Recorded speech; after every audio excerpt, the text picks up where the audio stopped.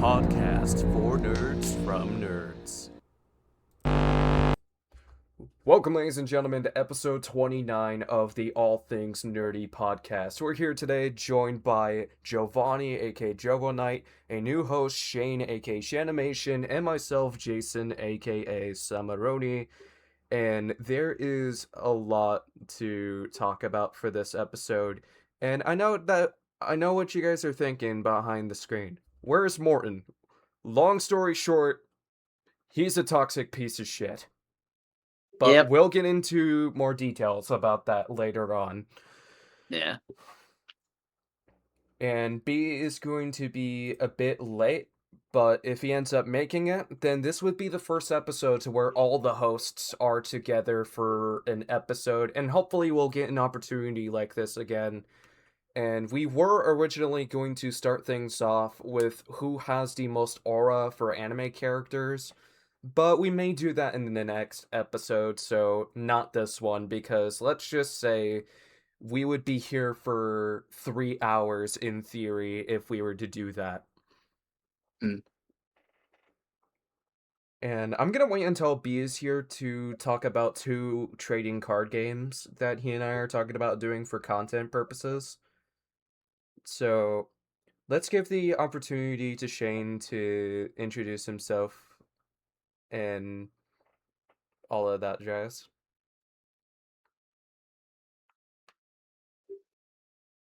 Oh, we're talking about me next? Yep. Yeah. You're a new host, so if you want to introduce yourself, we're all ears. Okay, introduction. What is up, everybody? It's Markiplier. Okay.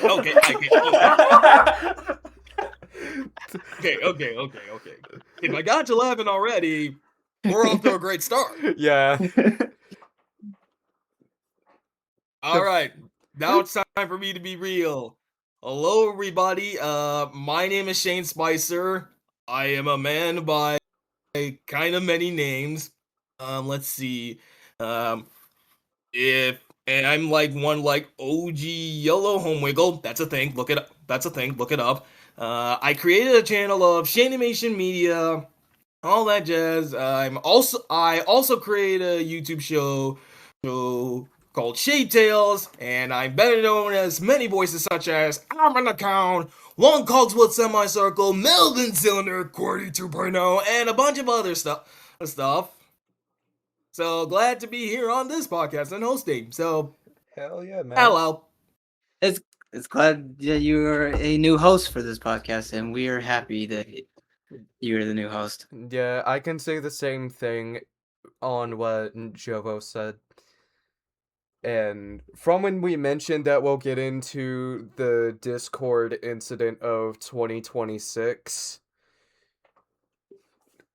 behind the scenes, I've been a bit stressed out because my stepdad was in a mental hospital for 3 days. Hopefully he'll be home soon and alright. I do hope so as well. And Sorry to hear that. yeah, it's all good.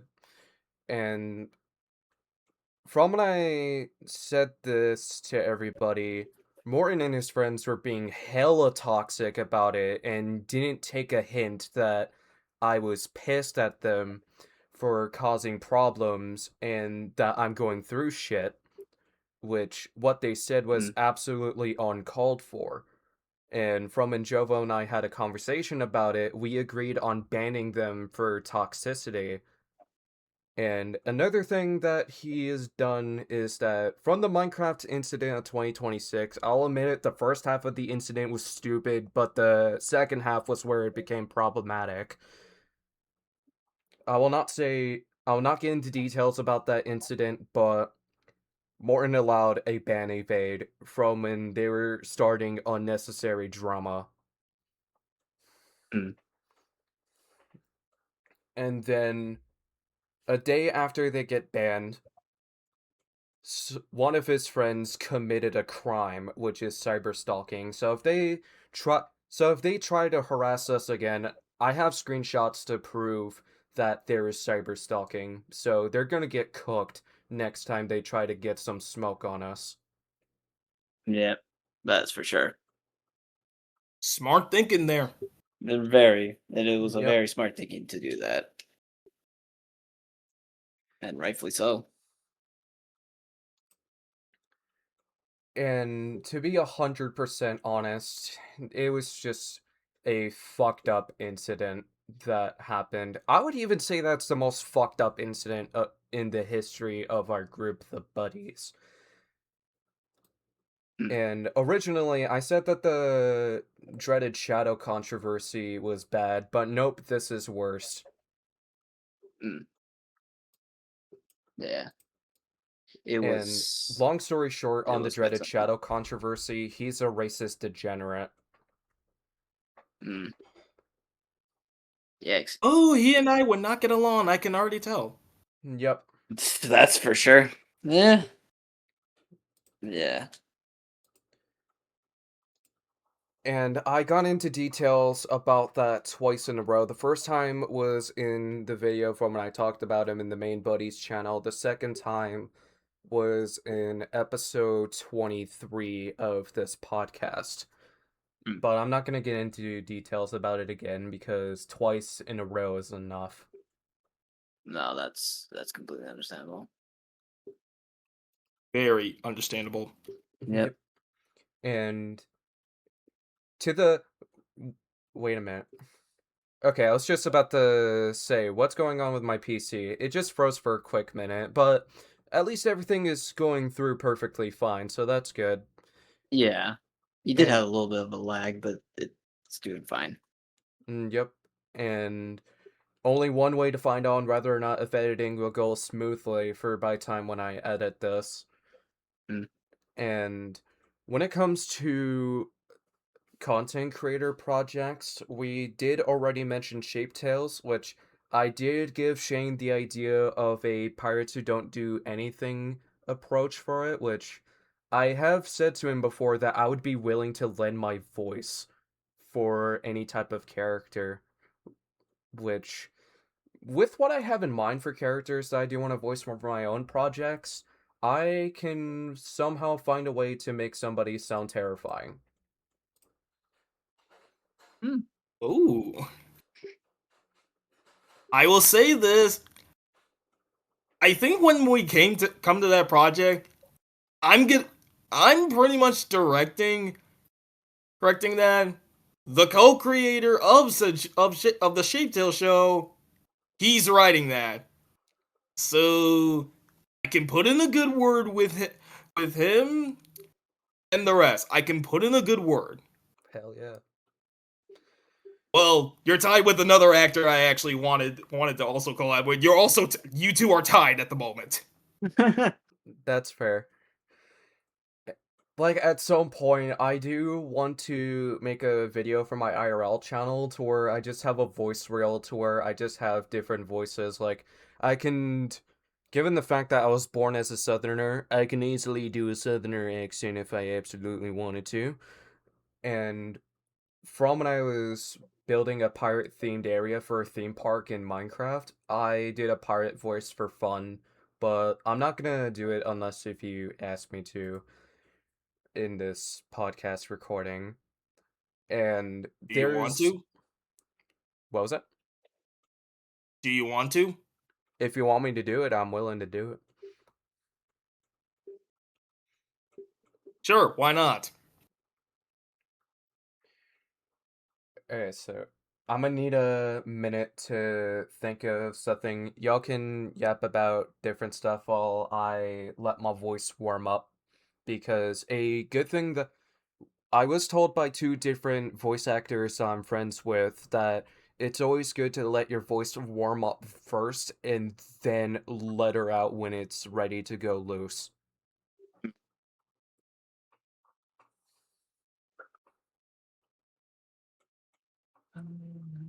Hmm. Okay. Yep, about something. mm. Any ideas? I don't know. Can't think of anything at the moment. Surrender your booty, or prepare to walk the plank. That's not bad. That's pretty good. I'm giving you the golf clap. I can tell, but there's no sound coming through. And there's 4 Mirrorgate Universe projects that I am currently working on behind the scenes, which I'm currently in the working progress on finishing Cyborg Assassin 1 and Paranormal Slayer 2. Paranormal Slayer 2 is because I've been on a 2-year hiatus, and I haven't gotten the chance to get back into it. And for Cyborg Assassin, I'm still thinking of ideas as to what I want to do, and I'm currently working on the character development for Jason Dakoa, aka Speedo, and right now, he's in his training arc when it Hmm. comes to his character development. But when we get to Cyborg Assassin 2 Project Resurrection, I'm pretty sure it's going to be a banger story. What I say it's peak, that depends on what the audience thinks of Hmm. how the writing goes. And Jovo, alongside with B and Rose, I did confirm this last episode, but Hmm. we're joining forces on writing the World's Brawl series, which would be a fighting game series within the World's Brawl. Wait, no, sorry, within the Mirrorgate universe. But with the story modes, we're going for a Injustice or Mortal Kombat inspired storytelling approach.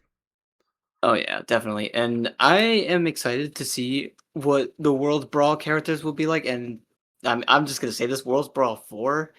My goodness, we have tons of really good characters that are in there, and I'm kind of glad I did added Isaac from Dead Space to be in it because For I an thought the idea for design, guest characters, yeah, and I thought that outfit Isaac has in Dead Space remake, it looked actually sick, and I decided, you know what, we might as well have to add him in World Brawl yep. event, So definitely. for guest character ideas for each one for World's Brawl, and I'll even include the Mindstorm Creations media characters for this case. For World's Brawl 1 for ideas, there's Deadpool, Deathstroke, Invincible, Michelangelo, the Rasoronin version to be specific, Ash Mm, Williams, Spawn, Scorpion, Gunblade, and Gyu Tomioka. mm. Which they're Oh, all good choices, and Michelangelo and Deadpool fits the most out of all of these options. And if we were to take lore into consideration, we've never seen Ash Williams travel this far into the future, so he would be the weird inclusion if we take the lore of the characters into consideration. But if we ignore that and take the settings of Worlds Brawl into consideration, they're all fun inclusions. And keep in mind, being a weird inclusion doesn't stop the character from being a fun inclusion. I And don't know what's more hard to follow, this or the reviewer verse. the reviewer first, that's crazy.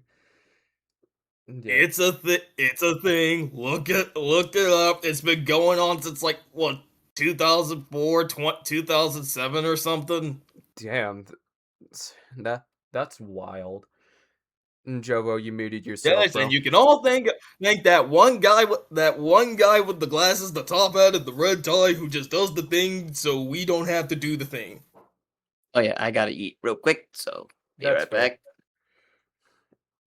And as for ideas for Worlds Brawl 2 for guest characters, there's Moon Knight, Batman, Azrael, which is my creation, to clarify, Optimus Prime, Ghostface, Alucard from Castlevania, Dante from Devil May Cry, Sub-Zero from Mortal Kombat, and Sung Jinu from Solo Leveling. And I've had a lot of people say that Optimus Prime is the weird inclusion, which I understand why, but it doesn't stop him from being a fun inclusion. I can see that working out very well. This is coming from someone with little knowledge of this. And how out of curiosity, how do you see Optimus Prime working out? And a original approach that I do want to give to him is giving him an upgrade where he shrinks down to 6'2". That way it's a fair fight. This is coming from someone who is not a Transformer fan whatsoever. But maybe I think he can probably work with the strong types in that brawl. And then maybe when you add the shrinkage, it can also give him like an advantage or better advantage. Boy, this is a lousy way of explaining this. Yep. And Jovo did mention Isaac Clarke from Dead Space for a Worlds Brawl 3 guest character idea. The rest of them is Hawkeye versus Green Arrow for Marvel versus DC, Snake from Metal Gear, James Johnson from Alien Hunters as the Mindstorm Creations representative, Leon Kennedy from Resident Evil, Virgil from Devil May Cry because Dante would be in 2 as the follow-up idea, Reptile as the Mortal Kombat ninja, and Denji from Chainsaw Man as the anime representative. But we call him Chainsaw Man But in this case, I thought of Chainsaw Man given the fact that's who Denji is. So it's a bit hard to say who's the weird inclusion. I don't know much about Isaac because I haven't played the Dead Space games, but I am willing to give it a fair chance. Same case with Metal Gear. And as for Resident Evil, I know a good bit of the Resident Evil lore, and I do want to play the rest of the games at some point. The only game I've played is 2.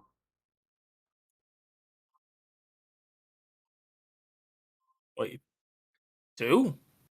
Yeah, Resident Evil 2, and it the best way I can describe Resident Evil 2 is that Leon starts his career as a police officer what to solve murder mysteries, but a zombie apocalypse happens and he didn't have time to get his training.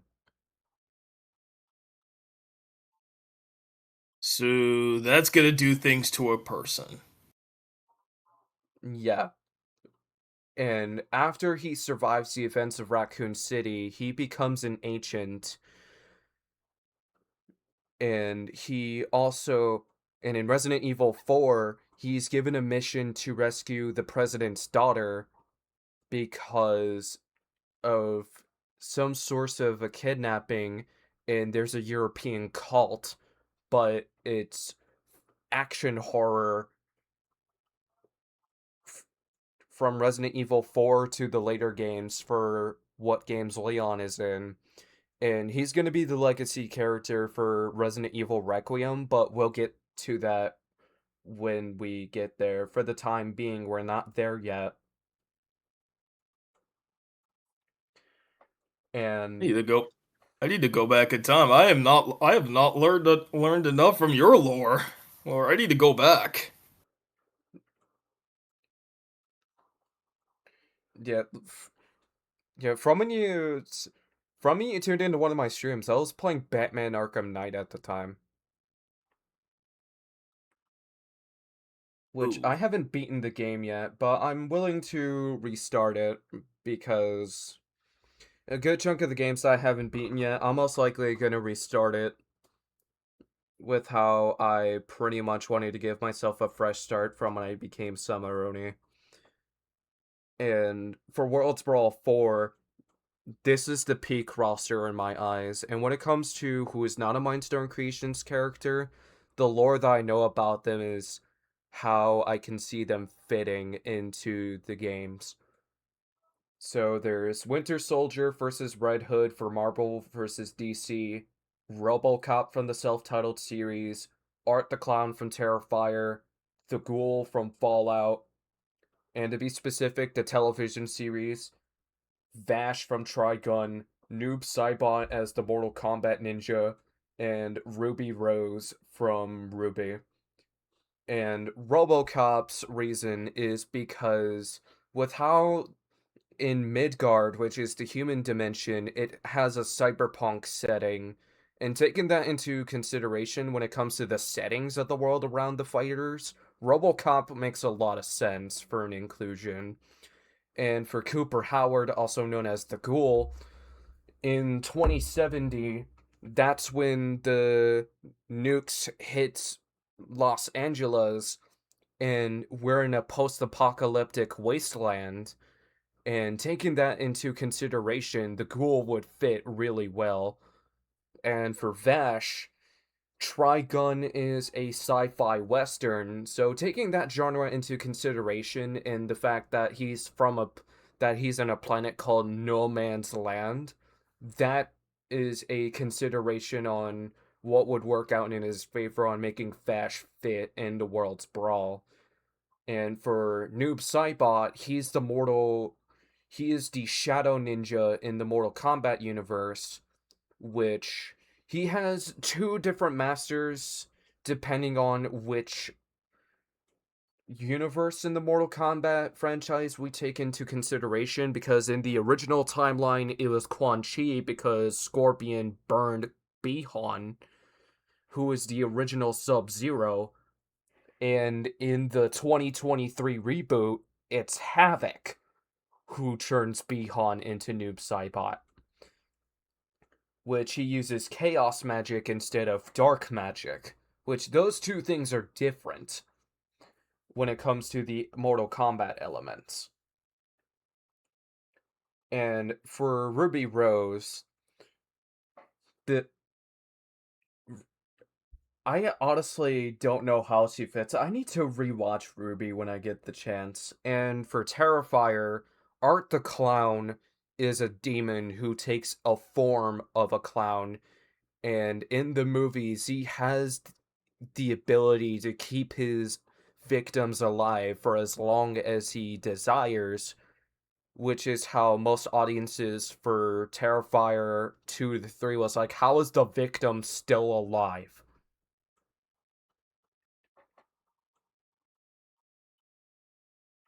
Very interesting to.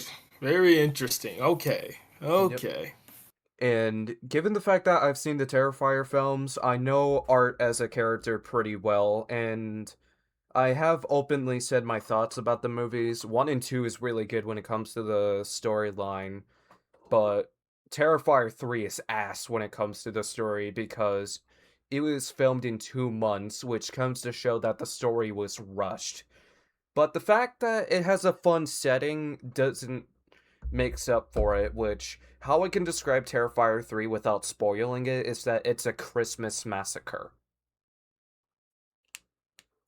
So unlike Die Hard, which is a Christmas masterpiece, as some people would describe that. I haven't seen Die Hard yet, so can't say for certain in my eyes yet. I've seen bits and pieces of Die Hard, yet I don't get the thing of Die Hard's a Christmas movie. If it's I don't get it either. And as for World's Brawl 5, for guest character ideas, there's Black Panther versus Catwoman for Marvel versus DC, which that would be an interesting concept because we haven't seen a fight like that before. So, two different cat-esque characters. Mecha Man from Dispatch, Cloud Strike from Final Fantasy VII, the Grabber from the Black Phone, Jinx from Arcane, which is an adaptation to League of Legends, which, to be honest, I would rather watch Arcane than play League of Legends, because League of Legends is the most toxic MOBA game series. I don't Alex, even want to know. yet, watch the show instead. Alice Brittany from Ninja Maid, credit to Maximilian Dude for the title idea.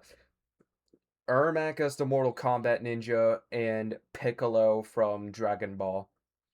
Which, to be honest, Piccolo fits really well.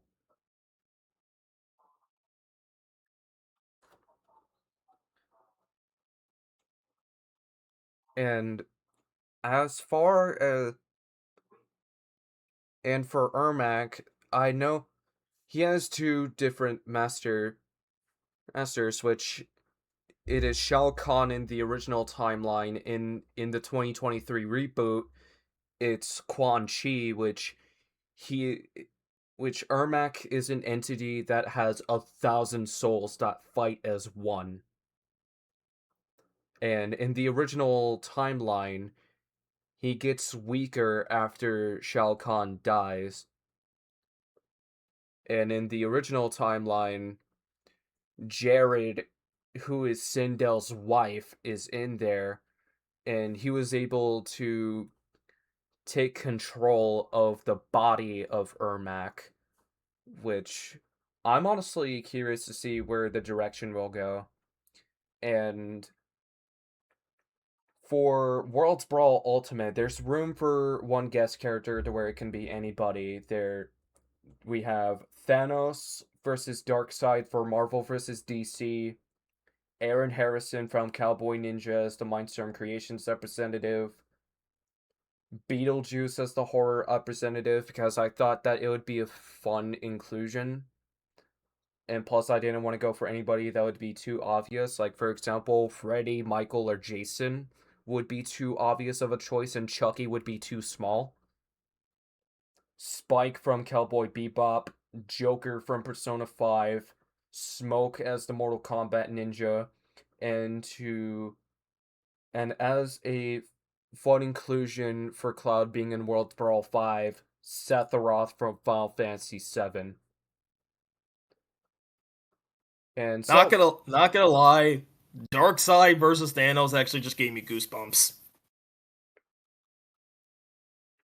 yeah, and to be honest, if we were to take their abilities into consideration, if Thanos was to be taken to an alternate reality, Darkseid would win the fight. But if Thanos was to stay in his reality, Darkseid would lose the fight and Thanos would win. So it really all depends on what reality the fights take place in. So both of them are inevitable. Pretty much, yes. Yeah, that's okay. Hmm. And it's been 3 years since I've watched this show, but Stranger Things did finish at the end of last year, and I've been hearing mixed thoughts about season 5, to where I've been hearing people say that it wrapped up nicely, and there are some people that say that they have criticisms with how they ended, which I haven't seen it myself yet, so I can't say for certain, but I avoided looking at anything related to season 5 of Stranger Things because of the fact that I did not want to get spoiled. Which I'm happy that I was able to avoid spoilers for the end of Stranger Things. Hmm. Honestly, I have emotional attachment to Stranger Things at all. I just looked at it, seeing like, yeah, okay, this exists. Yeah, okay, this exists. Pass. So, by the sounds of that, it's not your type of thing. Probably not. With my ADHD and other such, the attention span would be very, very, very low. That's fair. And a fun two collaborations that Stranger Things is having is that we're getting we got chapter 2 of the Dead by Daylight collaboration to where we have Vecna as a killer. So this means that we have both the Stranger Things and the Dungeons and Dragons Vecna. So this would mean that if I want to play as both of them, as somebody who plays Dead by Daylight, I would be like, "Hey, I'm gonna play as the D&D Vecna," or "Hey, I'm gonna play as the Stranger Things Vecna."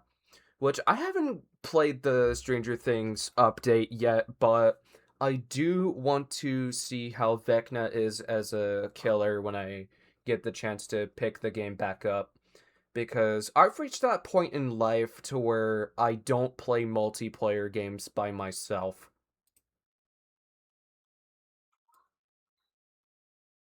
That's honestly reasonable. Yeah, nowadays I just mostly play single player stuff.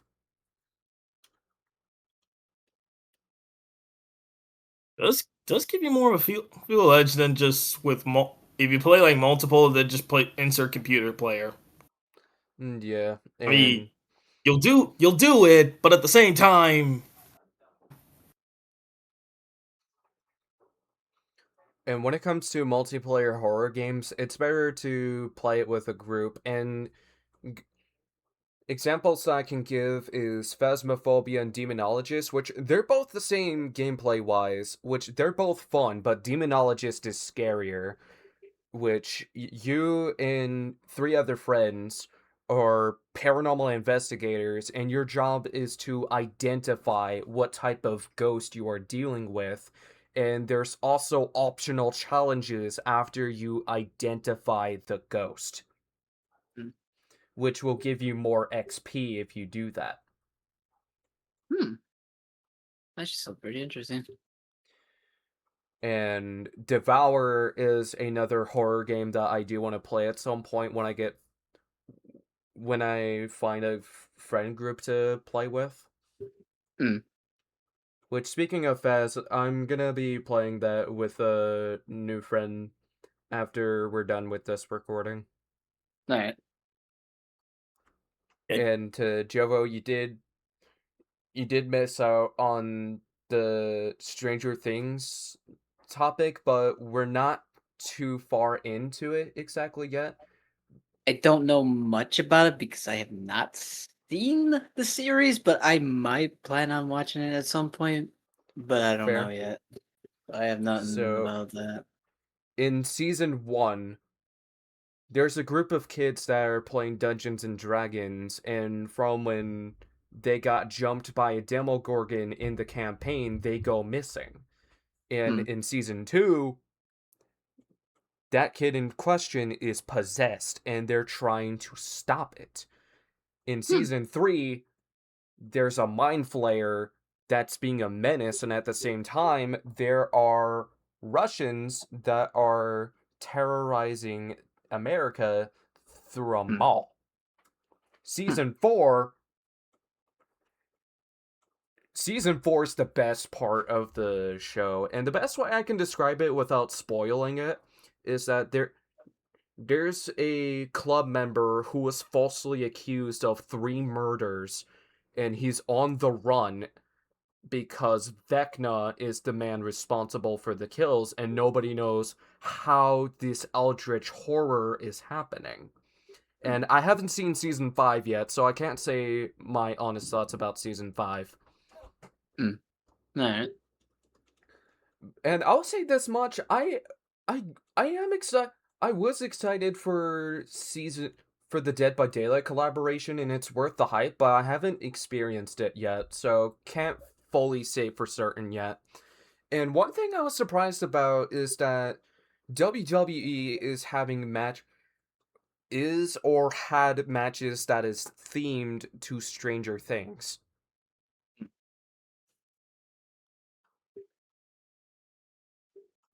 And I'm not much of a wrestling guy, but that was an unexpected surprise. And last time we talked about a WWE collaboration, it was Rhea Ripley having a Terrifier collaboration for merch. hang on, I'm searching this up. Where's my phone? Yeah, I have my phone right here. And my lock screen is Ken Kamiki from Tokyo Ghoul, and the top of it says, "Don't touch my phone." I think my phone lock screen is. I think when I was just exploring a few worlds in VR chat. And last time, yeah, We cannot be this serious. last time I was on VR chat was from when I was recording the 3 recent videos from that's on the Buddies Extra. Hmm. And I honestly do want to play some I honestly do want to do a video to where we play Prison Escape and play hide and seek on Murder 4. And I'm not gonna lie, the idea of Among Us but as a Yoshi's would be a fun idea to do. That I still can't wait for that one. It's gonna be actually pretty funny. It is gonna be funny. I'm pretty Alright. sure that a lot of us are going to make jokes saying Yoshi is sus, and one of us is like, which one?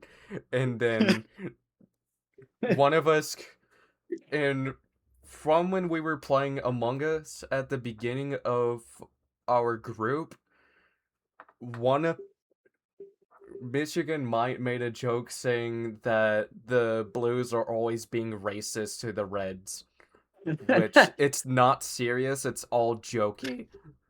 Bruh. Yeah, Oh my god.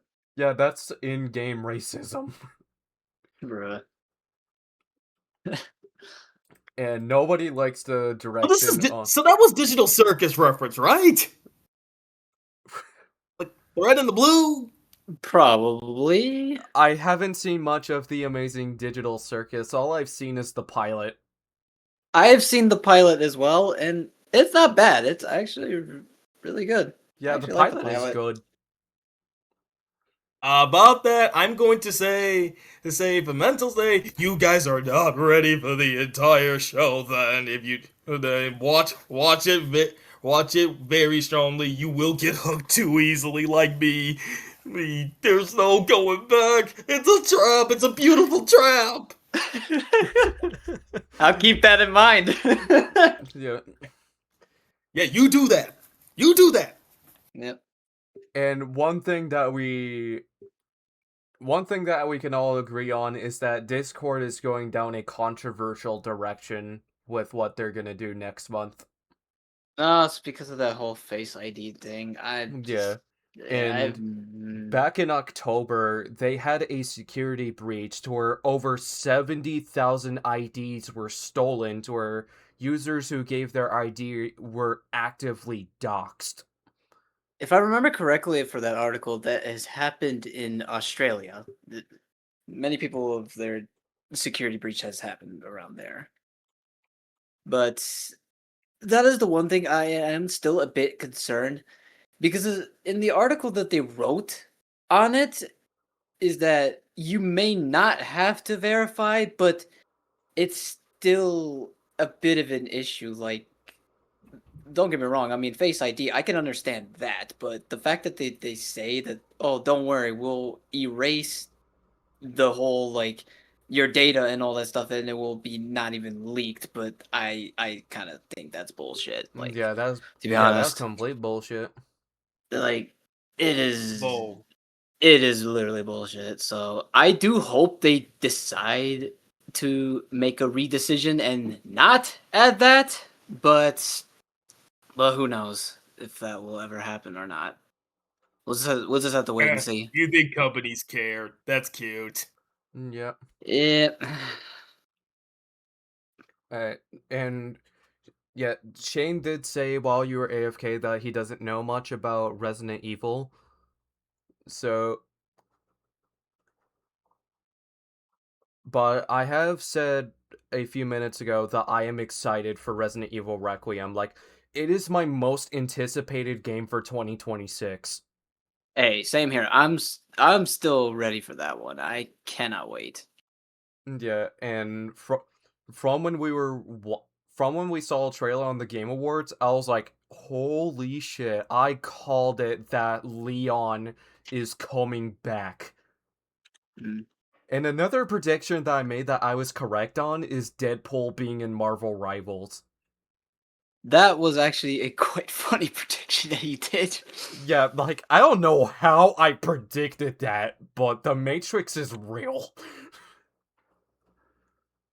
Hey, we must use this prediction powers for good. Quick, Jason, predict that thousands of dollars will fall from the sky. That's crazy. And the thing that I like about Resident Evil Requiem is that with Leon, we get action horror, and with Grace, who's the new character, we get survival horror. So we get a good balance. Mm. Ooh, that indeed sounds like a good balance. Yeah, Yep. it is a good balance, and if it's worth the hype, I guarantee you that it's going to be game of the year. I do hope so. And also, I did found a video a month ago, and it's like they will add like it's in videos like Resident Evil Requiem. They are adding like path tracing, which is a very new thing that they will add for it, and it does look pretty interesting. I'm not gonna lie. Well, I wonder how that's gonna be like optimized on the PC version. We'll just have to wait and Only see how that time goes. will tell. Yep. Yep. I'm pretty sure that you two may not know what I'm talking about for this one, but do you know a Halloween themed event called Trans World? Not necessarily. Don't think Yeah. so. The best way Oh, that I can describe it is that it's a convention where professional Halloween companies will show animatronics that could be used for home hunts or professional hunts. Hmm. And yes, they can be pricey, but because of the fact that it's a professional animatronic, it makes sense. And it can be worth the price depending on what you spend your money on and what type of haunt you are running. And the when it comes to Distortions Unlimited, they have been making mythical creatures, well, your traditional Halloween animatronics, but at the same time, they're also making fantasy horror animatronics. And Poison Props is known to make jump scare animatronics, which that's the company that I'm excited for every year because they make some good jump scares. And sometime after this episode is out, I'm going to be releasing my honest thoughts on how I feel about the lineup. Hmm.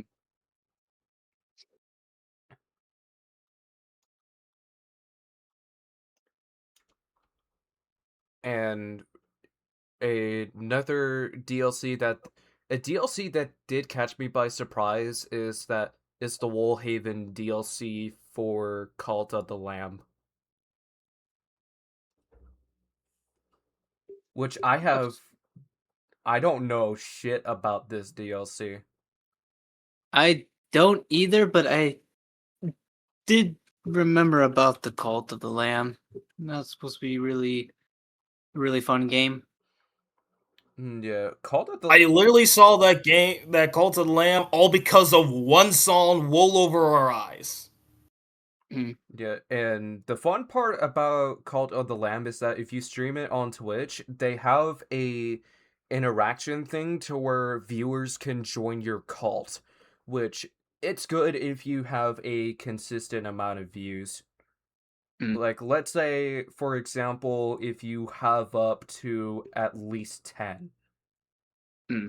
which I'm probably gonna which I do want to play the game when I can pull 10 views on a Twitch stream when I get back into streaming at some point. Because Hmm. the downside is that from when we streamed Crab Game, there was hella scuff to where frames were dropping. Hmm. Well, speaking of scuff, Yeah, uh, the scuffed outro was the funniest clip from the stream. Just I'm still laughing about that scuff, and as soon as you told me like do your outro, but I'm just like, all right, but then I just straight up just dipped. yeah, you straight up just dipped. That's what made it funny. That was like unintentional, but it was still good. Yeah, sometimes the Time to unintentional research. stuff Time is to what makes it research that funny. clip after this whole stream. Hmm. Yeah, yeah, we're recording, not streaming. Yeah. Nevertheless, Wait, record. okay, so this is the notes on what I'm seeing on the Woolhaven DLC. Winter descends, and a long silence deity stirs beneath the snow. Yingya, the forgotten god of the land, summons you to restore the flock and reclaim what time has erased. But as you breathe life into what long past, a creeping rot awakens, spreading corruption through the sacred mountain the lambs once called home. Not all who tread this peak come seeking redemption. Upon the frozen summit, a wolf prowls. His pack hungers for war with the covetous gods. Deep within the hidden taverns, a shadow figure waits, blade haunted and patience fraying. Restless spirits drift along the ridges, each bound by former sins. I'm not gonna lie, this DLC sounds interesting. I'm wishlisting that. Oh wait, I already did that. It does sound pretty interesting. Yeah. I haven't gotten very far in Cult of the Lamb, but I do want to wait until I can have a good amount of views on streams to play that. Mm. And how I know about this Monopoly Go collaboration is that there are advertisements for it, which there's a Harry Potter collaboration going on.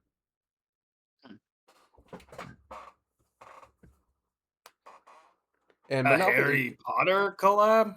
Yeah, last time that I've been seeing ads for a collaboration for Monopoly Go, it was for Star Wars. Hmm. Which, I'm not gonna lie, the Star Wars one is good, but for the Harry Potter one, I have mixed feelings about it because I'm gonna speak my honest thoughts. I do like Harry Potter, I just don't like the artist who made it. That's actually fair. I mean, separate from the art from the Fair artist. enough. That's Exactly. one thing. And the reason on to why I'm saying that I don't like Heck, J.K. Rowling that- is because she's controversial for being transphobic. Hmm. Right.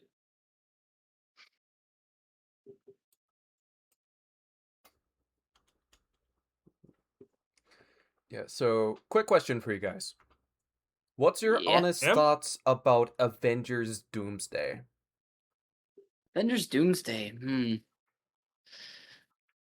Oh Oh, this man. is gonna be the ultimate fan service movie. I just know it. Yeah, I can already guarantee that's going to be a fan service movie. Mm, Whether or not if mm, it's going to be good is a whole other question on its own because back in 2019, there were predictions that we were going to see the X-Men in Avengers Endgame, but it didn't happen, so it's good to see that's finally going to happen.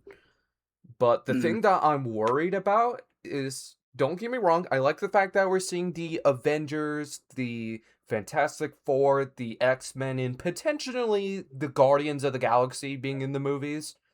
Mm. I'm worried about how the storyline is going to go because I feel like that it's probably going to be rushed and we're not going to have enough story development for these parts of the movie. So that's my concern with it. That is also my main concern on that one as well. I do hope it's good, but I just don't know how exactly it's going to be like. Yeah, To be fair, the multiversal saga they did kind of rush out. Kang was supposed to be the villain, then things happened, and then they just pushed for like Doctor Doom, and they got Iron Man Yeah. himself to play Doctor Doom, which I don't get. Still, yeah, Yeah, that is one thing. yeah. I'm not sure if this Doctor Doom is going to be a Tony Stark from an alternate reality, which I don't think that's the case. no, they say he's actually playing Victor Von Doom, not a Tony Stark variant. I know that. Hmm. Okay, that okay, that's good, but given the fact that we're not going to see Iron Man because of the fact that he sacrificed himself in Endgame, Hmm. we do not know how it's going to go. We did see that Thor is going to be coming back, Right. and there's speculations that he's going to die, which if he does, he should die a worthy death. Yeah. Yes, probably die. until the reboot happens. Maybe. Yeah, until the reboot happens, we don't know if Thor is going to die exactly yet. Mm. You know, everyone is literally, some people are talking about Doomsday. Meanwhile, in my brain and some Twitter, I'm like, what? Hello, people. Why isn't there? Where's the brand new day trailer? Come on, my Spider fan self needs to be pleased. Yeah. Yeah. Well, the new Spider-Man movie sort of looks promising, and I it's haven't seen any trailers for it Does yet. okay. Fair enough. But we can't talk about Spider-Man before we talk about Dune 3. Hmm. I remember the one joke Robert Downey Jr. is going to describe that: Doomsday. And I think this fits very well. Oh, I didn't notice that Jovo put a video in the group chat about Resident Evil Requiem. Yeah, I did.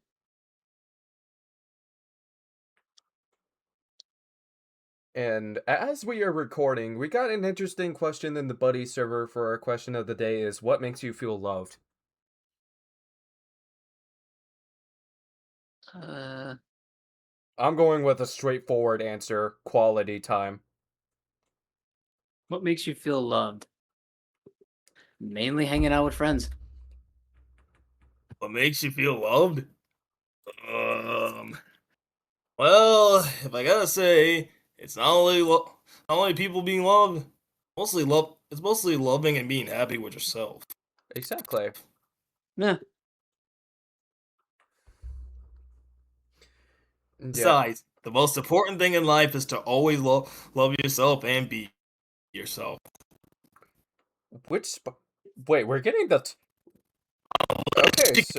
can be Batman, and if you can be Batman, then be Batman. Yeah, your voice was glitching.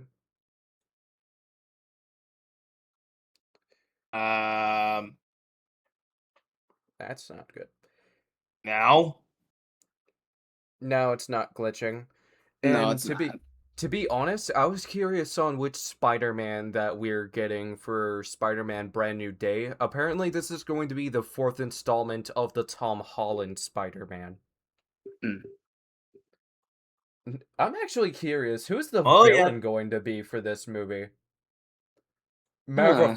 Matter of fact, where's the Tom Holland versus Tom Hardy Spider-Man versus Venom?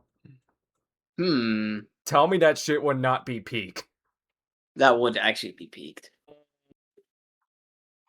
it's a break it to you, Jason. But given the fact that Sony is, I don't think they're gonna do their Spider-Man list universe anymore. I think you're gonna have to put. I think that's gonna be on disposed. It's not gonna happen. We'll never know, so it all depends on how how Sony and Disney can be, which I'm gonna be honest with you, I don't like the direction where modern Disney is going, because I want to say from last year, Hawkeye's actor called out Disney for behind the scenes toxicity, Mm. which I don't remember the Once we're actor's not talking name. Jeremy Rayner. Yeah, Jeremy Renner. Yeah, Yeah. Jeremy Rayner. Yeah, Yeah, Jeremy Renner. he called. Yeah, props to him for calling Disney out for behind the scenes toxicity. Because we do not want this shit in our entertainment industry. Yeah. Ah, And this is as perfect. First Nickelodeon, then Disney. What's next? What's next? Cartoon Network. Hmm. Well, not really, but yeah, but who knows? you wanna know what's crazy about Warner Brothers? What? Paramount is fighting Netflix for the rights. Oh yeah! Oh Yeah, yeah! this is gonna be an epic. This is gonna be an epic rivalry to see. Yeah, it's kind of a bit it's kind of a bit obviously funny as hell because like even though when I read a few articles, even though Netflix what they want is just mainly their cable channel services, but Paramount just says nah, screw it. I just want all of it. I don't care. Let me just buy it, all of it. Yeah, From your... yeah, hear me out on this one. Universal should buy it because Universal cares for their IPs. It would be pretty interesting. Yeah, and a good point that Chris Parker, aka 3C Films, did say from when he was talking about it in one of his videos is that a DC Comics based house for Halloween Horror Nights would go hard. Hmm. Just like imagine seeing a Horrors of Gotham house. Hmm. I would actually Go go. hard. Yeah, I would actually go to the event if that. Like, I would go to the event for that house if that ends up happening. Which we'll never Hmm. know. And a good prediction that I do have for the future is what if we were to see a Freddy Krueger legacy for 2029? Because that's when the Nightmare on Elm Street series is going to have its 45th anniversary. And it had its 40th anniversary 2 years ago. God damn. Yeah, I feel old knowing that. Forestry. Yeah. Huh.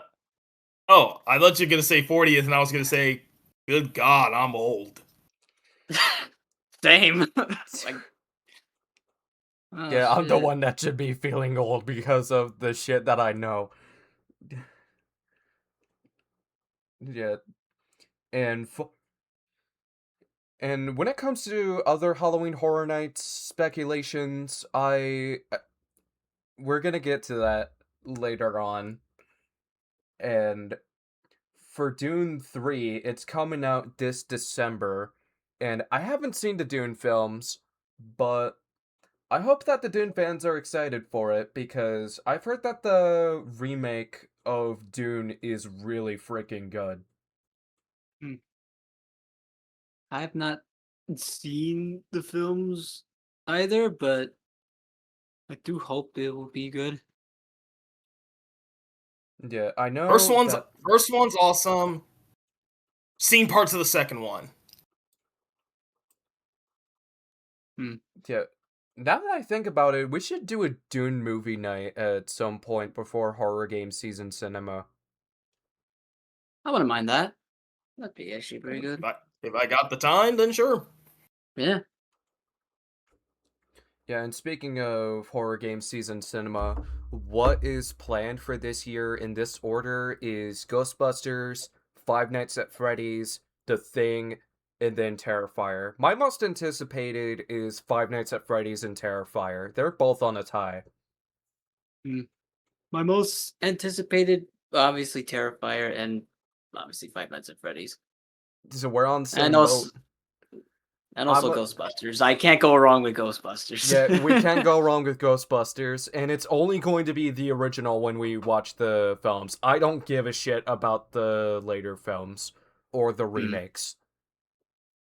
Fair. Anticipated.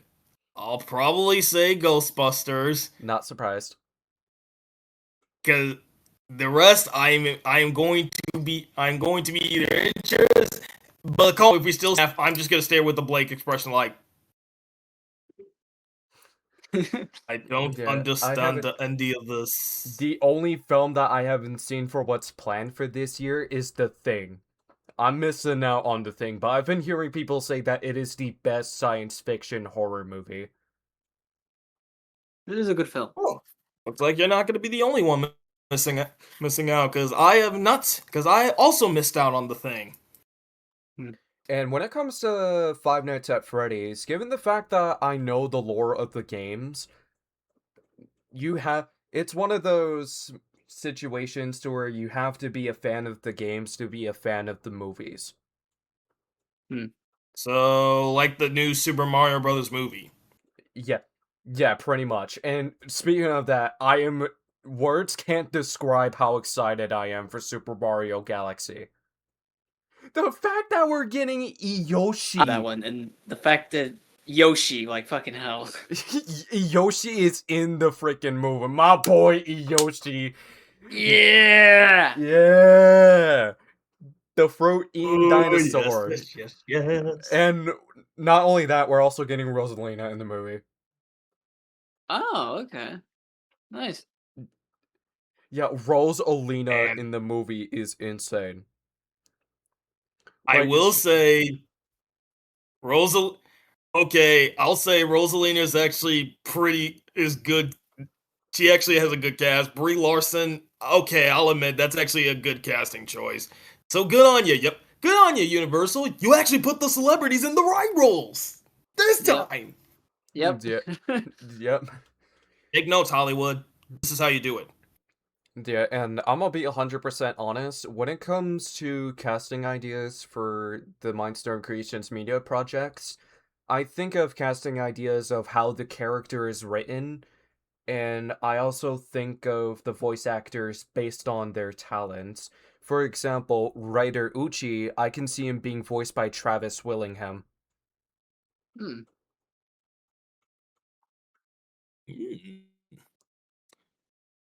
That's a strong. That's a choice right there. Yeah, that is a strong choice. And the fact that his iconic line is, I am the Reaper that calls your name, I guarantee you that's going to be scary hearing it come out of his mouth.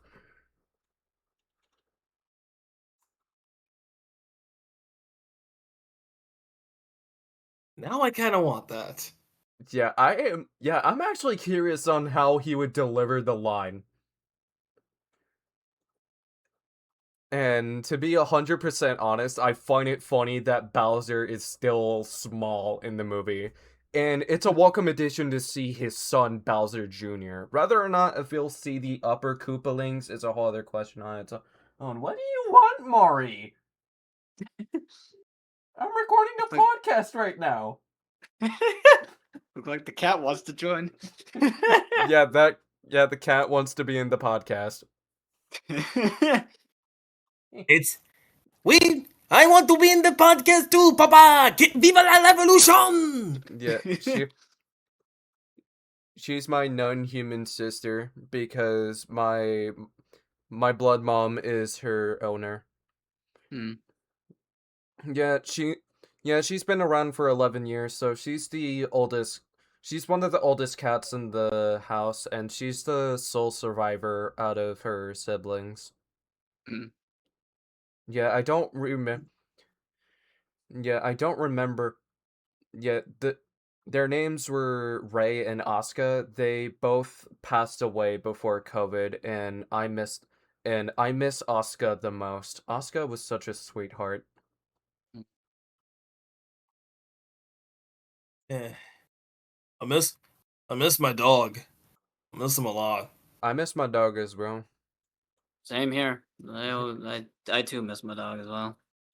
I'm not go Yeah, I'm not gonna make a Yeah, I'm not gonna make a joke about our dogs because it would be a fucked up joke if I made that. Fair enough. The way I sounded that it would have sounded like a joke on its own when I wasn't trying to do the joke.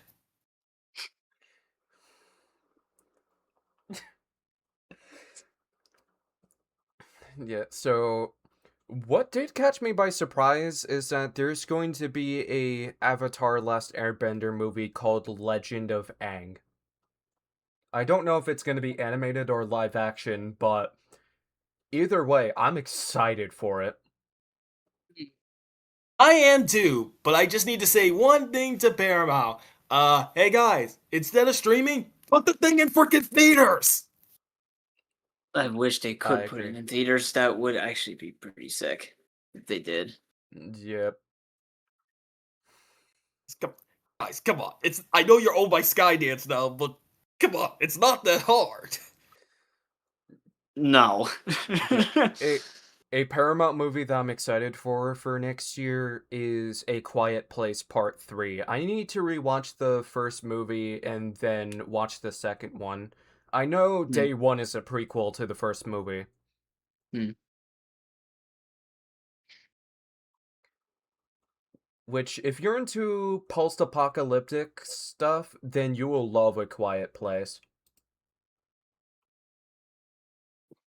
Let me see that. And to be 100% honest, when it comes to The Legend of Aang, I honestly have a feeling that it's going to be a fun one. I'm still excited for it. But now that you mentioned that, well, if I can find the oh, oh no, that's not that one. Alright, so The Legend of Aang, The Last Airbender is an upcoming animated film. So it's going to be animated, but the only flaw is that it's going to be exclusively on Paramount Plus. I would say put this in theaters first and then have it on streaming. That's my suggestion. Now that you mentioned about Avatar, just gonna put this in the chat. That's also coming soon, which is a fighting game Oh yeah, I've that they're heard about doing. the Avatar fighting game. Avatar Fighting Legends? Yep, Avatar Legends, the fighting game. That I am excited for because Same. that one's gonna be epic.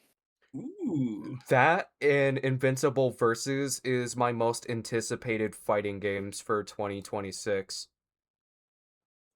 If I also remember correctly, not only we're getting an Avatar Legends the fighting game, but there was actually articles that Saber Interactive wants to actually make a standalone single player of Avatar. Avatar the Last Airbender, which I am actually kind of excited for.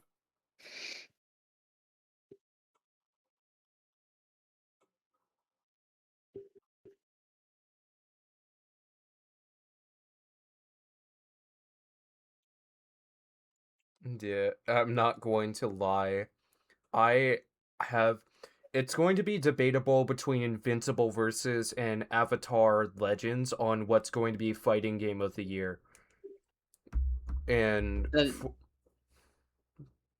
Mm, and when it comes to well-known fighting game franchises, Street Fighter 6 got fighting game of the year for 2023, then Tekken 8 for 2024, which I predicted that because of Street Fighter 6. And I was also correct on my prediction of Fatal Fury being fighting game of the year for 2025. mm. Oh wait, this game got released today? Oh wow, this is pretty interesting. Which one? Diablo 2, Resurrected Infernal Edition, which is the remake of the second Diablo game. Oh wow. Yeah, with how you mentioned it, Diablo 2 Lord of Destruction was the first video game that I played in my life, and I was 6 years old at the time. I think the first Diablo game I actually played was Diablo 3. Yeah, I'm gonna be honest with you, Diablo 3 Reaper of Souls is underrated. It is. It's a really good game. And when it Wait, did you comes say Diablo 3? Yeah, Diablo 3. yeah. Alright, it's time for me to use magic to Google. Once Yep. again. Right. The Do you powers of guys know Google. a film series called 28 Days Later? Yes, I have heard of that. Heard. Yeah, so I've seen 28 Years Later in theaters last year for my sister's birthday, which I'll admit it's a good movie, but the ending is confusing. But with how we got part 2 this year, I'm pretty sure everything is cleared up in 28 Years Later, The Bone Temple, which is the fourth installment of the series. 28 weeks later, it's not canon. It feels like a spin-off. Hmm.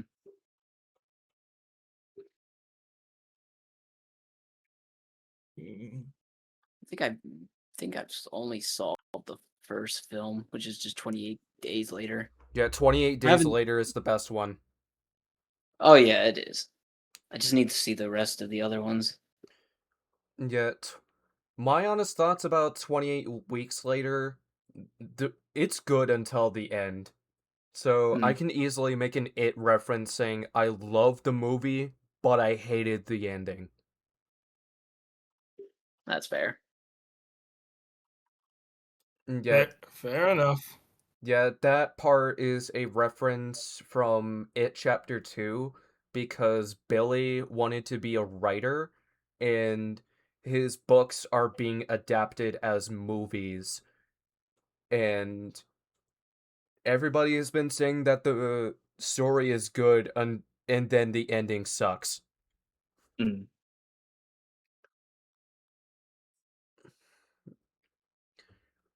And I'm just like, I don't want these parts to be bad, but if there is, I'm willing to take the criticism and use that criticism to improve for future stories. Mm.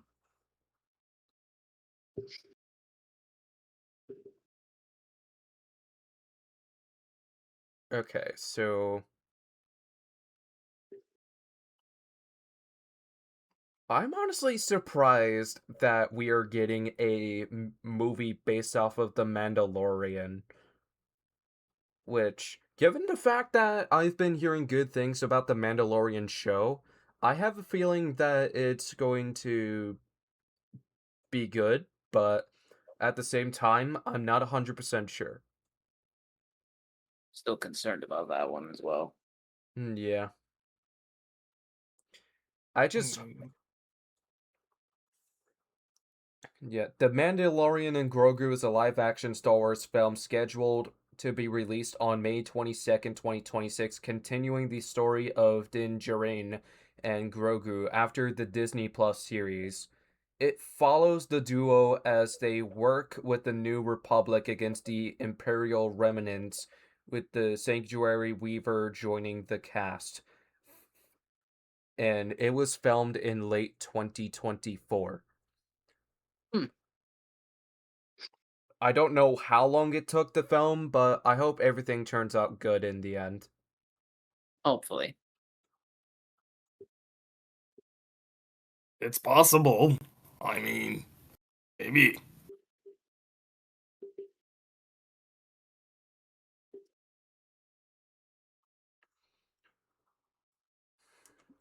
Yup. And Star Wars is about to have its 50th anniversary soon. I did remember about that. They were going to release the original of the 1977 for their 55th anniversary, if I Yeah, remember correctly. yeah, it came. Yeah, A New Hope came out in 1997, which for its time, it is impressive on how they were able to edit the movie the way they did. Oh yeah, Like, for its time, that is impressive. it is very impressive that they did it. And which the fun fact in during that time, during the first Star Wars in 1977, I think this was like before green screen that they used. They used blue screen. Mm, The blue screen effect, which no one actually uses anymore, but mainly people just use green screen nowadays. Yeah, most of the time nowadays, most posters would be photoshopped more than hand drawn. Which I kind of miss the hand drawn ones because like the man who made the Star Wars posters hand drawing, Drew Streisand. It is really good. It is a really good art that he has ever painted, and people may not know this, but it's the same guy who also painted for the poster of Indiana Jones, the original Indiana Jones, which is Raiders of the Lost Ark, which is a really good painting that he did. Yeah, if I memorized correctly, Temple of Doom is the second film. Yes, it is. That one is the best one in my opinion. It is a really good film. I did love Temple of Doom. That could be the best.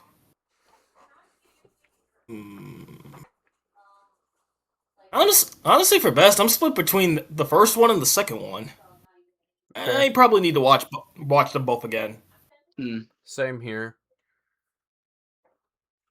And It's both of them are better than the previous outing. Yeah, from when Street Fighter 6 was mentioned, Alex, who made his debut in, I want to say, Street Fighter 3 or 5, he's coming back in Street Fighter 6. I did saw that. Yeah, he is coming back. Yeah, I'll admit it, his modernized design is badass. It does look pretty nice. Yeah, the fact that he's in a beanie and he gives off heavy wrestler vibes. I wouldn't necessarily say professional wrestler if we were to go down that route, because I haven't seen enough professional wrestling to really say my honest thoughts yet, but it's a badass design. It does look pretty sick. Just Oh just, wow! just reminds. It gives me a little bit of like the Final Fight vibes, which is an old Capcom uh, game that they used to did as well. Yet Yeah. Shane was like, holy shit. Get. Oh my goodness. What? I'm surprised, ladies. Ladies are not going to be thirsting for that. Probably. Design in question. It looks sick. It looks It fucking does. awesome. Okay, that's good. I get that design a 9 out of 10. That is sick. I give it a straight 10 out of 10. Like, god damn. Yeah, the fact that he's wearing ripped jeans, that was a detail that I didn't know until I had a closer look. And the French in Street Fighter as a franchise is about to have its 40th anniversary. God fucking damn 40th anniversary. Man. This really does make me feel a little bit old because I remember playing Street Fighter when I was like 10 or 11. And that was the original ones. Oh, next year is the 40th anniversary. God damn. God damn, I feel old knowing that. I know. Shit. Yeah, Joe, I have no idea what you're talking about. yeah. And from when Fallout was mentioned, from when I was talking about guest character ideas for Worlds Brawl 4, there is one collaboration that Fallout did that I wasn't surprised was going to happen, which is a collaboration with Fallout. Wait, no. Why did I say Fallout? Fallout is collaborating with Call of Duty, which is a collaboration I'm not surprised about. I'm not even that surprised with that either. Yet nobody is liking the direction on where modern Call of Duty is going at all. I don't either. So we could say now it's fall from duty. Okay. Yes. Yes. Yes, it definitely is. Yeah, that's the new nickname for it because of how ass it is nowadays. Fall of Duty. Black Ops Call of 2 was the Duty. last good game we've had. Yeah.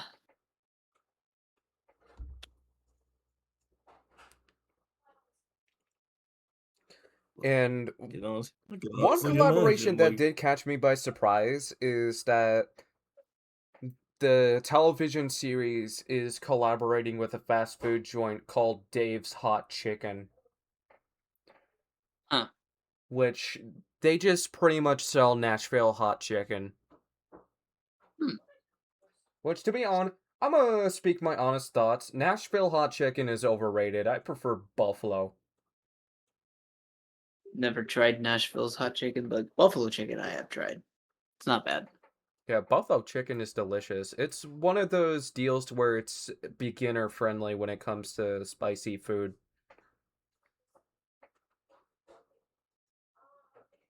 We'll take this as a note for anybody who eats chicken with me. You like chicken? The bone will be licked clean from my end. Yeah, so this is the deal in question that Dave's Hot Chicken has with Fallout, which is the survival kit, which comes with either which comes with a chicken sandwich or what looks like chicken tenders or chicken nuggets and fries. Huh. That doesn't look too bad. That's Nope, not too it bad. don't. It's just more.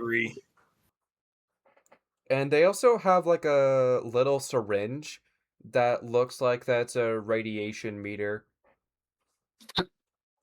Which I'm not gonna lie, that's actually a neat detail about the collaboration. Hmm. And I don't know why Razer thought of this idea to begin with, but why the fuck is there an AI assistant for Project Ava for a lamp? Yeah, I did remember about that, and I don't know why that exists for some reason. I have no idea why they decided to do that. Yeah, nobody wants that. Nobody did. An AI waking you up out of bed like that? Hell no. The lamp holds the secret. Your voice cut out. Hang on.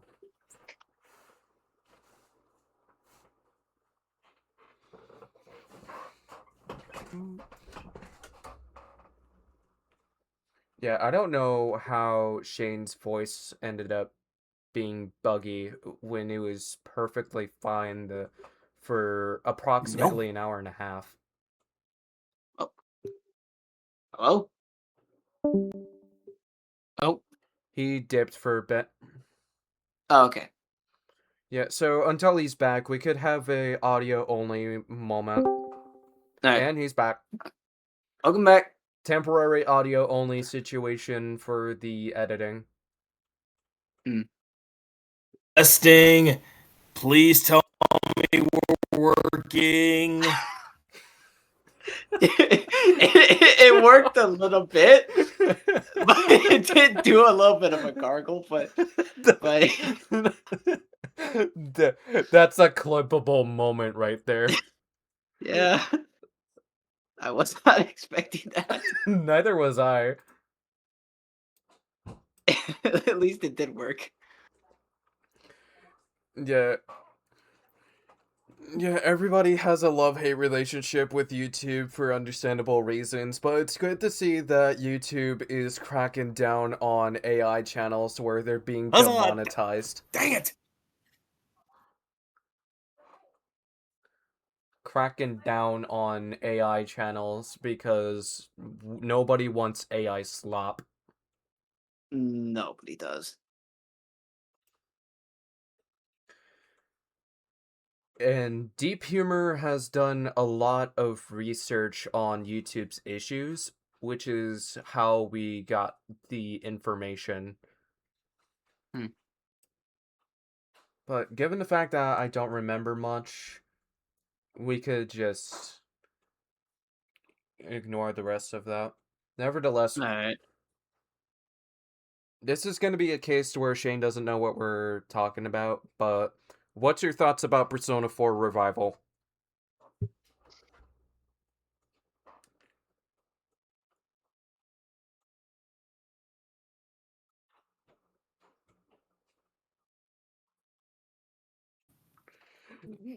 Oh no. Okay. Now Yes. Yes. we're working in a light. Well, It was working and then the scope came back. what the? Jesus. Discord at its finest. I'm not gonna lie. Yep. Oh, And he says he's on a Chromebook, which might explain a lot. Yeah, that's fair enough. Yeah, to give a basic premise of Persona 4 Revival, it's a remake to Persona 4. That I can talk about because that one I cannot wait for that remake. I wonder Yeah, how that's gonna be like. I'm excited for the remake, and I, th- I honestly think that the remake for Persona 3 is good. Oh, Persona 3 Reloaded, yeah. Yeah. I honestly don't think that we're gonna see a remake for Persona 5, but I would I be just surprised if we do. I just kind of wish that they didn't give us kind of milking a little bit with 5. I mean, don't get me wrong, 5 is really great, but I think we kind of got a little bit too much of Persona 5 Yeah. than I thought. Give us Persona 6. There was rumors that they were going to, but we don't even know yet. That just Yeah. depends on Atlas. Yeah, that depends on where Atlas wants to go. Like, give us Persona 6, man. I mean, they already gave us like Metaphor Refantasio. That was at least that was a different thing, and that came out like 2024. Oh, Poker Night at the inventory is still around. That's surprising.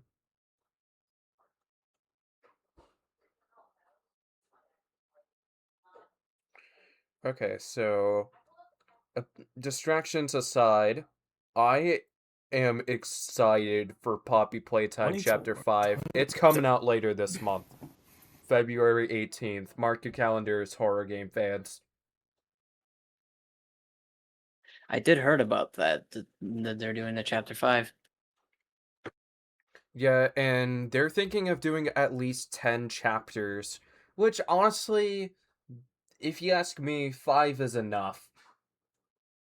They want to do 10 chapters? I mean, to be honest, like I wouldn't mind to see more chapters of it, but it just depends where will you go afterwards when they reach to like chapter 10. That depends what the hell they would Yeah, take you to. yeah, so we're gonna have our face off with the prototype in chapter 5, which I am not going to lie, it is going to be very exciting. Hmm. And there's going to be a chase sequence with Huggy Wuggy because of the cliffhanger we got at the end of chapter 4, which Hmm. chapter 4 was ass. I've heard it. I've heard it was not great, but also it did have a bit of a performance issues, if I remember correctly. Yeah, I honestly hope that chapter 5 makes up for chapter 4. Chapter I'm pretty 3 is sure. the best part of Poppy Playtime. Oh yeah. Is that so? Yep. Yep. Okay, so Huzzah! We're back! hell yeah. Nice.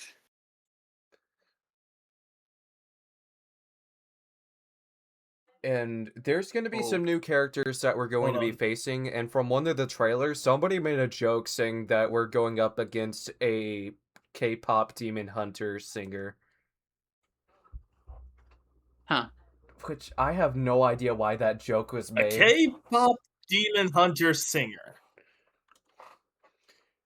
Yeah, Huh. honestly, with the glances that we've seen, I don't blame them for making the joke, but after we saw the full final execution, they do not look like that. Huh. Hmm. I did also remember they're collaborating with Lego. I did not know that. Yeah. Apparently. Yeah, The Lego is Lego. collaborating with everything. Holy shit. Yeah. And a nice new update that we have Bring it. for Poppy playtime is that there's achievements now. So this means that if we replay the game, or if you're playing for the first time, you can get achievements. Huh. Well, Which that's quite interesting. I'm pretty sure that the tape ones would be a bit hard to get when it comes to getting all of the tapes for a specific chapter. Which chapter 1 is short, which I understand why. Chapter 2, it that's when the chapters start to get long. But Oh I like god, the fact that there's layers for chapter 2 and different challenges. Chapter 3, bro, chapter 3 is so fucking good.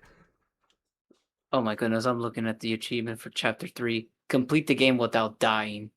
Oh, Jesus. that's gonna be a bitch to do, especially with the school scene because in any horror game I play, I hate the weeping angel mechanics to where they move with you not looking at them.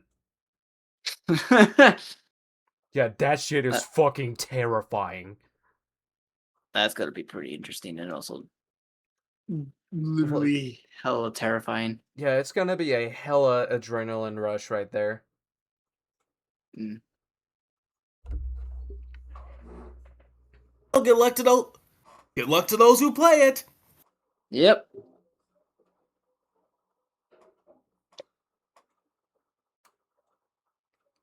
Yep. And do you know a indie horror game called Indigo Park? Indigo Park. I heard of it, but I've not played S- it. So the premise of the horror game is that you're visiting an abandoned theme park, but and you think that there's animatronics, but in reality there's actual animals of these characters in question that are trying to kill you. Hmm. And Rambly is wanting to get the theme park back to how it used to be. Which I don't know the lore reason on to why it got shut down. But Chapter 2 is going to be coming out sometime this year, but we don't have a set release date yet. Mm. And it's going to be focused on Oceanic Odyssey, which I'm actually curious to see how they're going to approach Chapter 2.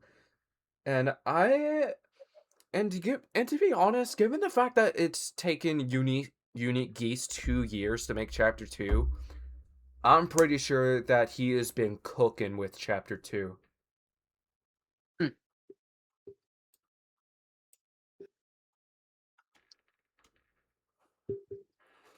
And there was going to be and there's going to be a remake of Spawn, which I'm honestly excited for it, but the one thing that's controversial about what the narrative is going to be is that Spawn himself is not going to be the main character, which that is a flaw that I have.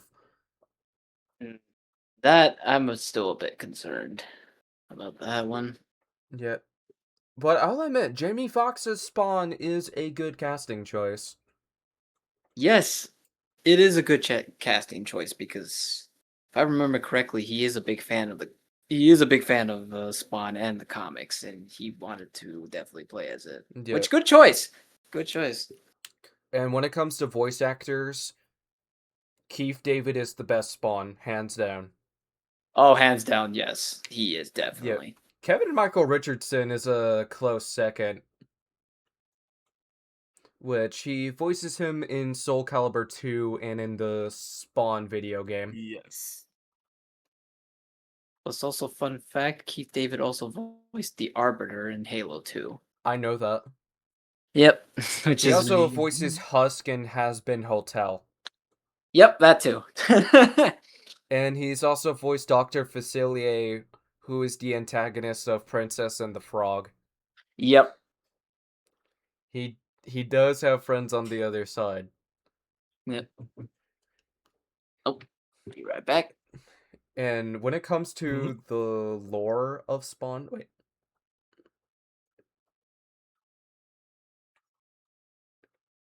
I'm pretty sure that you were saying something. He's got on the side. Yeah, I heard you, except you cut out a little bit, but it's not as bad as the He's glitchiness. got friends, others. And he is having issues. That's not good. Oh my god. Jovo is AFK for a bit right now, so we are a bit on I hold. am back. As soon as I said something, you came back. Well, my dad gave me a soda because he didn't want to drink it because he said he didn't want the soda. That's fair. Yeah. The zoom in on Shane's face is crazy. I think he's still trying to fix his Yeah. the mic issues. Yeah, I think he's fixing the issues that he's been having with his mic. And the lore of Al Simmons, aka Spawn, is that he was a mercenary in life, and in death, he made a deal with Malvosia to see his wife again Oh, and so be that'll the work. general of the Underworld's army. And he's made decisions that is beyond redemption because he's a vigilante that would kill criminals.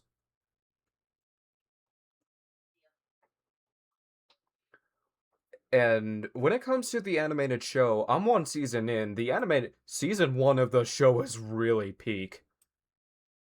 I do need to watch.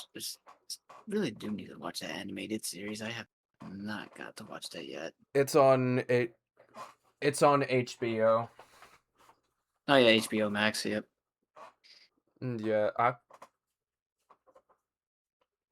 Yeah, like what I said, I'm only one season in. I don't remember how many episodes I'm in on the season 2. Mm. And when it comes to Evil Dead, they're having a new movie called Evil Dead Burn, which I haven't seen the remake series of Evil Dead yet. Mm. I've seen Evil Dead 2 and Army of Darkness.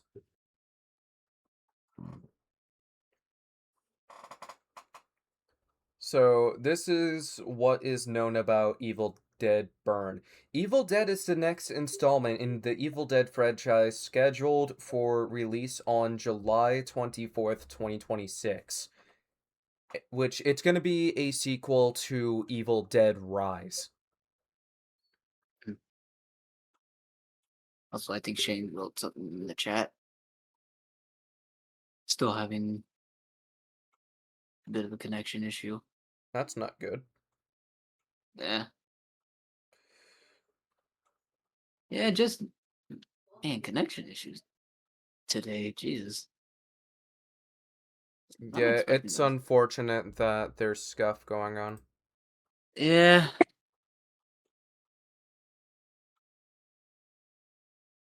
Oh. Oh. I heard some background noises. Well, I heard that.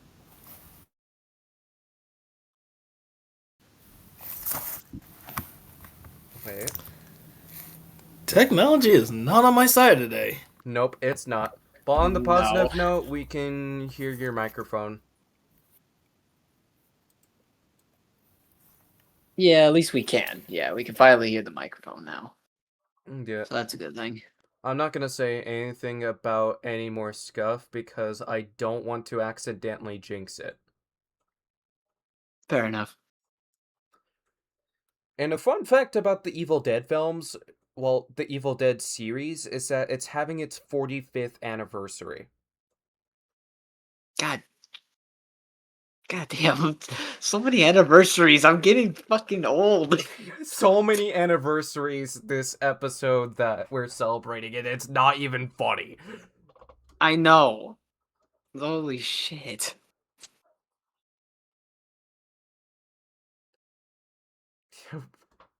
Yeah, despite the fact that we're at a young age, we feel old with the I knowledge know. we have. Yeah. And the thing I was surprised about is that Blumhouse is the studio behind this movie, but Return to Silent Hill is a thing, which I'm honestly curious as to how it's going. Mm.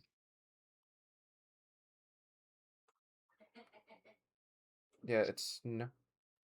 Wait.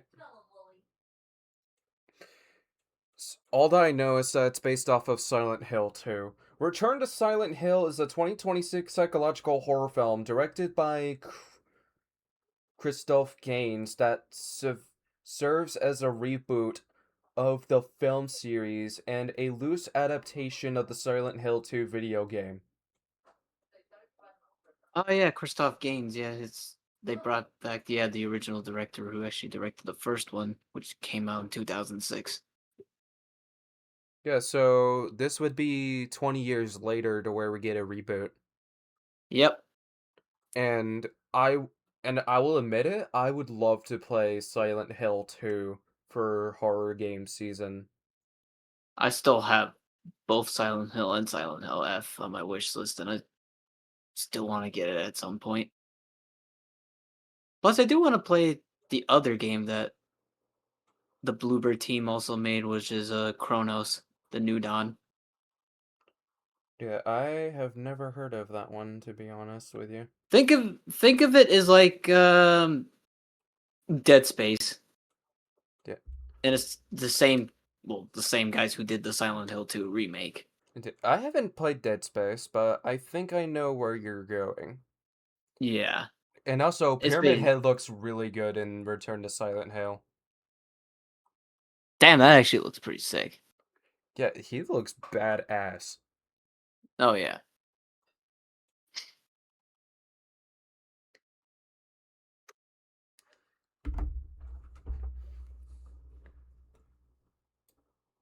And you want to know what's crazy? What? One Piece is getting a season 2. So this I did means heard that we have about that. had the longest season 1 in television history. Yeah. But I also did remember I think the live action one is also getting a second season as well. Yeah, I haven't seen the live action one. I have not either. Yeah, and I've also never watched the anime. But I'm going to be 100% honest, and I'm pretty sure that I'm going to get roasted by the anime community for this take, but One Piece is an overrated pick for what people would say is the best anime of all time. Hmm.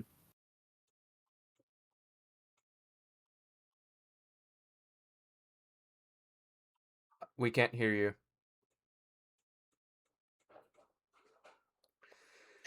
Yeah, technology is hating Shane. Yeah, Wait, Oh, wait. Wait.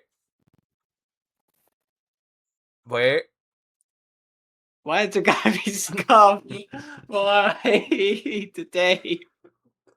Shit. Yeah, hella scuff. Oh my goodness. Yeah, wait, wait, wait, wait, wait, wait, wait, wait, wait. Hang on, hang on. Wait, there Are we you go. mean to? Are you oh, tell no. me? Oh no. No. Not the scuff. What the hell? At first, if he doesn't say anything until he does, then we can finally hear it. Beep. Wait. He sent a voice message. Like, hold on. This is what he said. Guys, Yep. I think my technology hates me. Oh, I am man, so sorry, man. Guys, I think Yeah, my I am. technology hates me. I am so sorry that your technology's trying to Maybe be switch to being a your bitch. phone. Oh my god! Probably a good idea if you to do that. Oh my god. Yeah. Good thing I gave the suggestion. Yep. Welcome back, man. Welcome back. Okay, we want to try again. Yes. We can hear you better. Yes, we can finally hear you better. Did you switch to your No. phone? The poor phone cam. Hopefully this works. Oh wow, it That's actually, I'm calling. that's actually I'm calling That's bullshit cool. on the camera quality. That's actually good. that's actually clear. That's a lot better than when I was doing a phone cam. Like holy Holy. shit. That's Also, not bad. Thank you, Samsung. yeah. Yeah, also, I asked Jovo this question last month. How do you feel about the Buddies having its 4th anniversary soon? An interesting spectacle. I just need to contribute more, and I'm still bailing on that promise. Why am I still? I am still bailing on that promise. Yeah, we gotta get this man in a video with us at some point. We just don't know what idea we want to go for. I also gotta blame myself. The personal things and struggling mental state out of the beings. I also gotta blame myself on that one.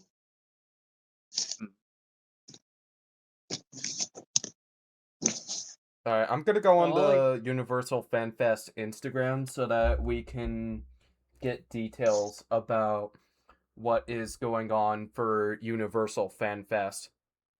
Mm. And it is Also- going to, and the event is going to be Oh, sorry. live from April 23rd to May 16th at Universal Studios Hollywood. okay. And there's speculations that we're going to see Jurassic Park as one of the IPs, which that would be amazing.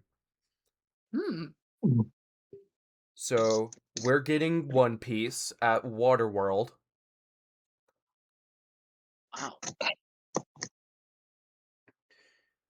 Experience Luffy and the Straw Hat crew in a high-energy spectacular of battle stunts in pyrotechnics. Adventure awaits. What are you waiting for? That is such a good pun in this case. What are you waiting for?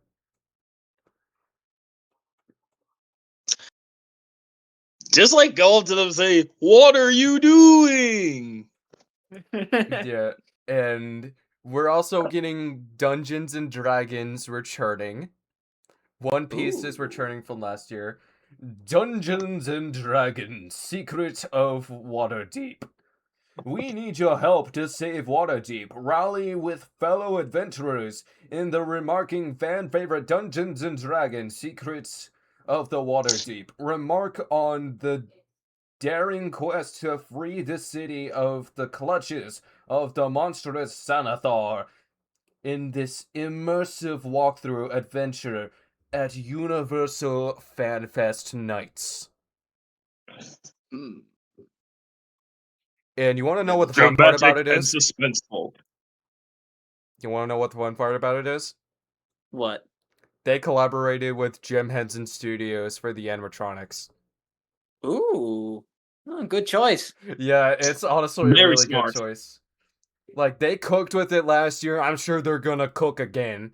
And matter of fact, they cooked with Five Nights at Freddy's last year's Halloween Horror Nights.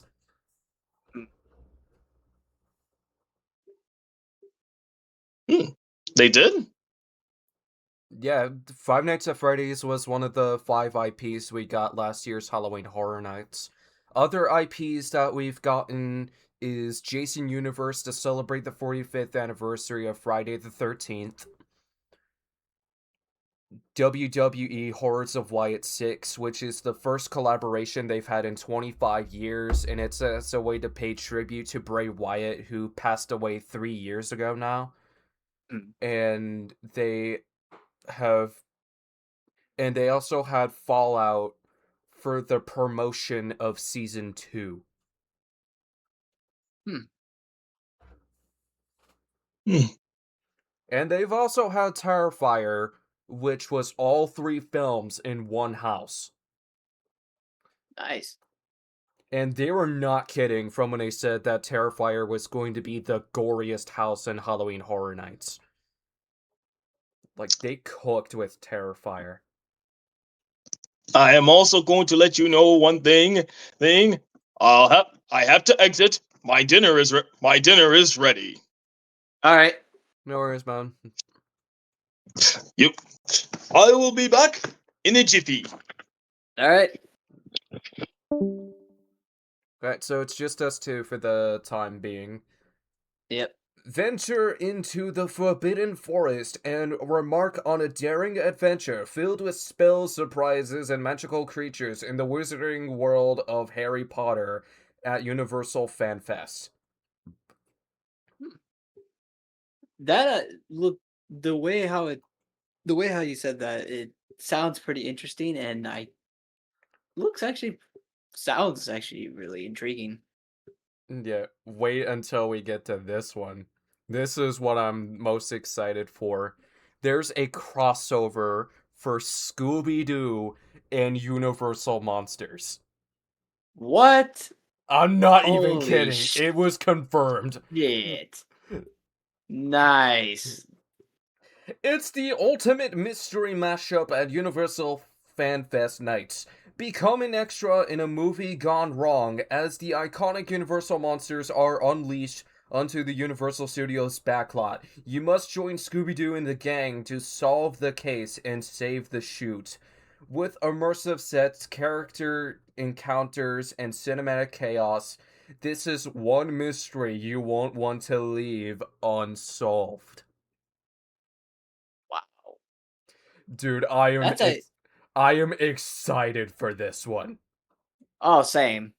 I wonder how that's gonna be like. I mean, the fact that Scooby Doo and the haunted, like literally solving the mysteries against the Universal monsters, that's gonna be absolutely epic. That's gonna be badass. Oh hell yeah. And the last one, we're getting Super Nintendo World to be involved again, All right. which the fun part about it is that if you go to Super Nintendo World, you got to get as many photos of the colorful Yoshis as you can. Hmm. And based on what I'm seeing through this post, there's green, pink, yellow, purple, and light blue. I don't know if there's any other colors, but safe to say that there's normal blue and red. So the Nice. common Yoshi colors. Hmm.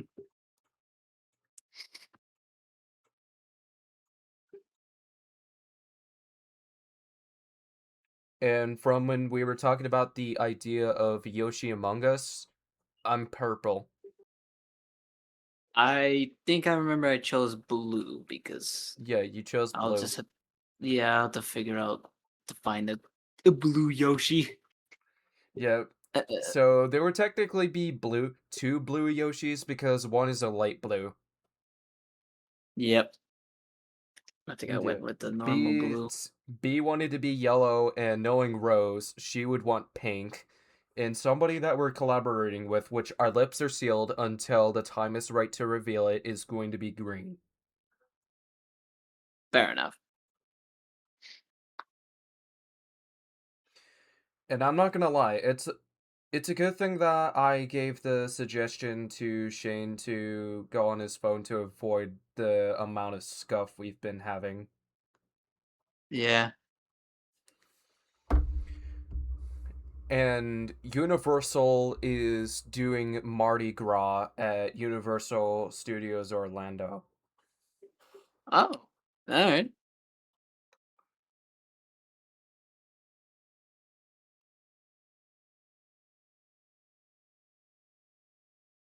Which, get if I can get the account for Orlando, I will get all of that.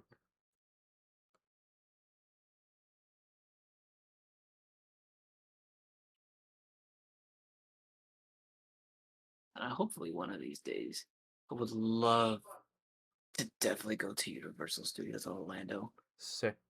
Yeah, I would love to Mm, go to both Orlando and Hollywood at some point.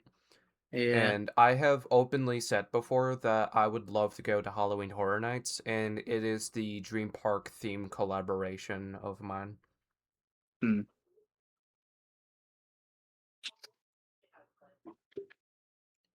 And Universal is currently doing Mardi Gras, which the event is going to be live for 2 months. Okay.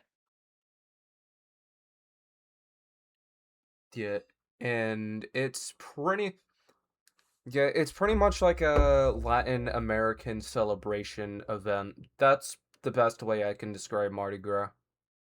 Okay.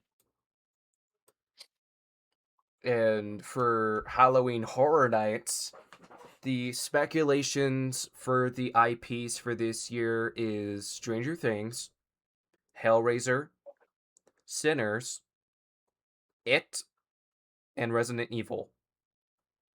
Hmm. All right. Yeah, that would make a yeah, and if any of these IPs were to be real, Resident Evil and It are my most anticipated IPs, which Same. they're just speculations until Universal confirms it themselves. Which I am not going to lie, that those two IPs would be competitive as hell if they were to make it to the event. I can already guarantee that because Probably. yeah, Five Nights at Freddy's and Terrifier were the two most popular IPs at the event last year, and the first IP that was speculated was Hellraiser, which speculations for it started almost around the end of the 2025 season, which I was surprised that speculation season started early. Hmm.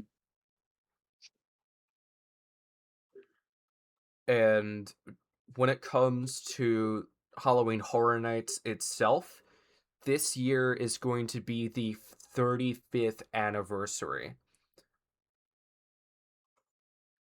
And 35th anniversary, man. yep, yep. And there's also speculations that we're going to see Scream, which I hope we see Scream because it was originally going to be at the event in 2015, but it didn't happen due to license issues. And because of the fact that Scream 7 is around the corner, I'm pretty sure that we're getting a Ghostface Legacy. All right. And what's crazy about Scream is that it's having its 30th anniversary this year. God fucking damn. So many Yeah. anniversaries. How? Yeah, a lot of Uh, fucking anniversaries, man. It's not even funny on how much there is. I know. It's like these franchises that we grew up with, and then the fact that oh yeah, it's getting its anniversary, and then you realize, damn, I feel we're old getting knowing old. this. Yeah, yeah, we're feeling old. Like shit. Yeah, that is wild, man. It And is. you want to know a good point that I want to bring up for what's speculated for Universal Studios? If Pokemon was to come to the main park, having ghost Ooh, type Pokemon for Halloween Horror Nights would go hard because it would be a wholesome way to celebrate Halloween. that would actually be pretty interesting. It would be. Like, imagine seeing Gengars.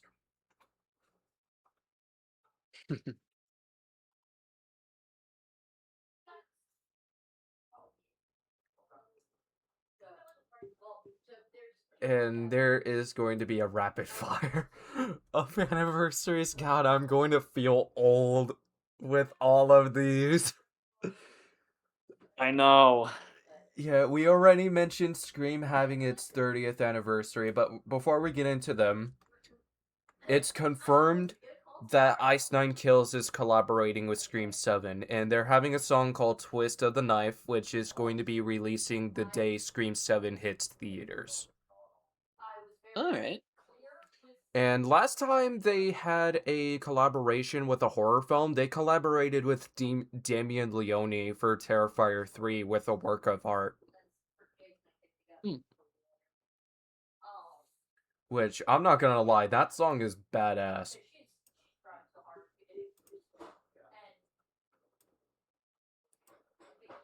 Audience, prepare to feel old with us.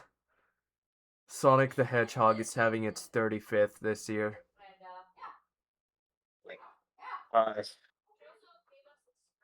Fucking hell, 35th anniversary. And that's not the only one. Pokemon is having its 30th. Castlevania and Legend of Zelda is having its 40th. And Luigi's Mansion is having its 25th. Fucking hell, Castlevania 40th anniversary? Fuck. I know, right? That's crazy. And Legend of Zelda 2? My childhood? I Yep. feel old. So do I, especially with Castlevania and Legend of Zelda, like fucking hell. Now that you mentioned with the Legend of Zelda, I'm still waiting for that live action movie that they're working on. Same. I just hope that it's good. And if it ends up being bad, I hope it's fun. Like, yeah, if it turns out to be bad, at least it'll be like a guilty pleasure. Like, it's like a fun bad movie. Yeah. Because if the movie's not good, fun is what I look for. True. Like, for example, from when I was watching the Terrifier films, I had fun with Terrifier 3, but the story was ass. Fair.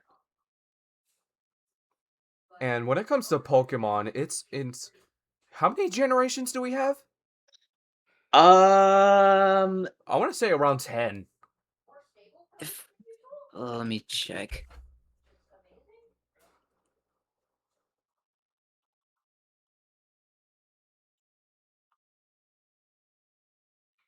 They have 9 generations. Damn, I was close. Yeah. So,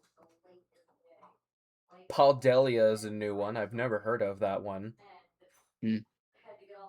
We've all grown up with Kanto and Juho. Well, Juto. I think I grew up with Generation 3. Damn. Yeah. Yeah, I did not grow up with... Yeah, Gen 3 and Gen 4, I was missing out on. But it's been a long time since I remember some of the Pokemon because I think I remember when I was like 10 or 11, I kind of moved on to Pokemon and I just decided to switch to Yu-Gi-Oh! I haven't grown up with Yu-Gi-Oh, but I have grown up with Digimon as well as Pokemon. Oh, you grew up with Digimon. Oh, same here.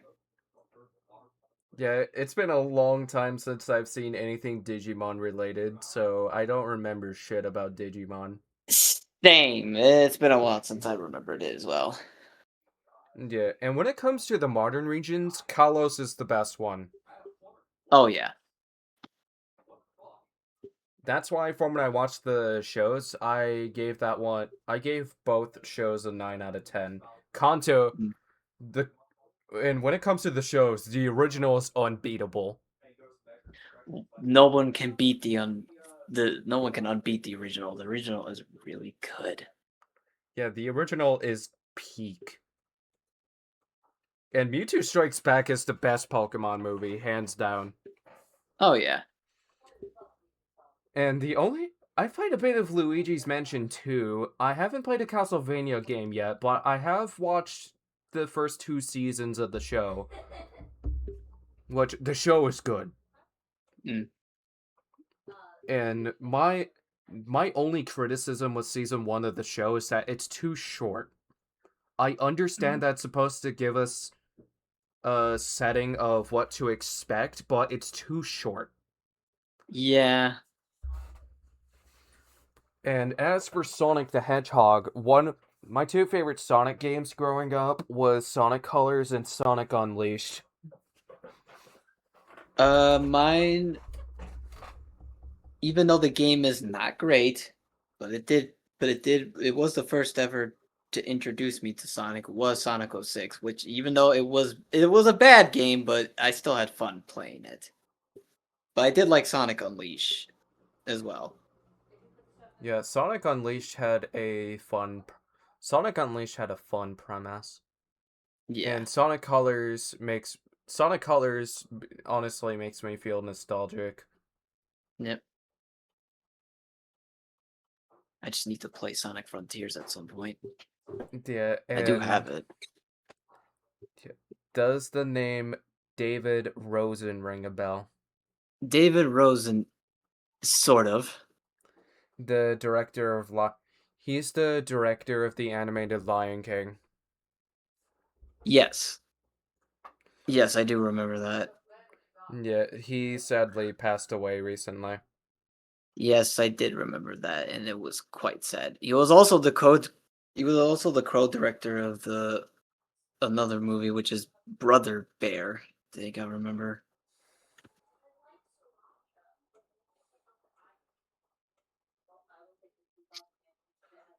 Wait, no, Roger Allers, that's who I was thinking of. Oh, you were thinking of that one now. Yeah. Yeah, he passed away January 17th, 2026. Hmm.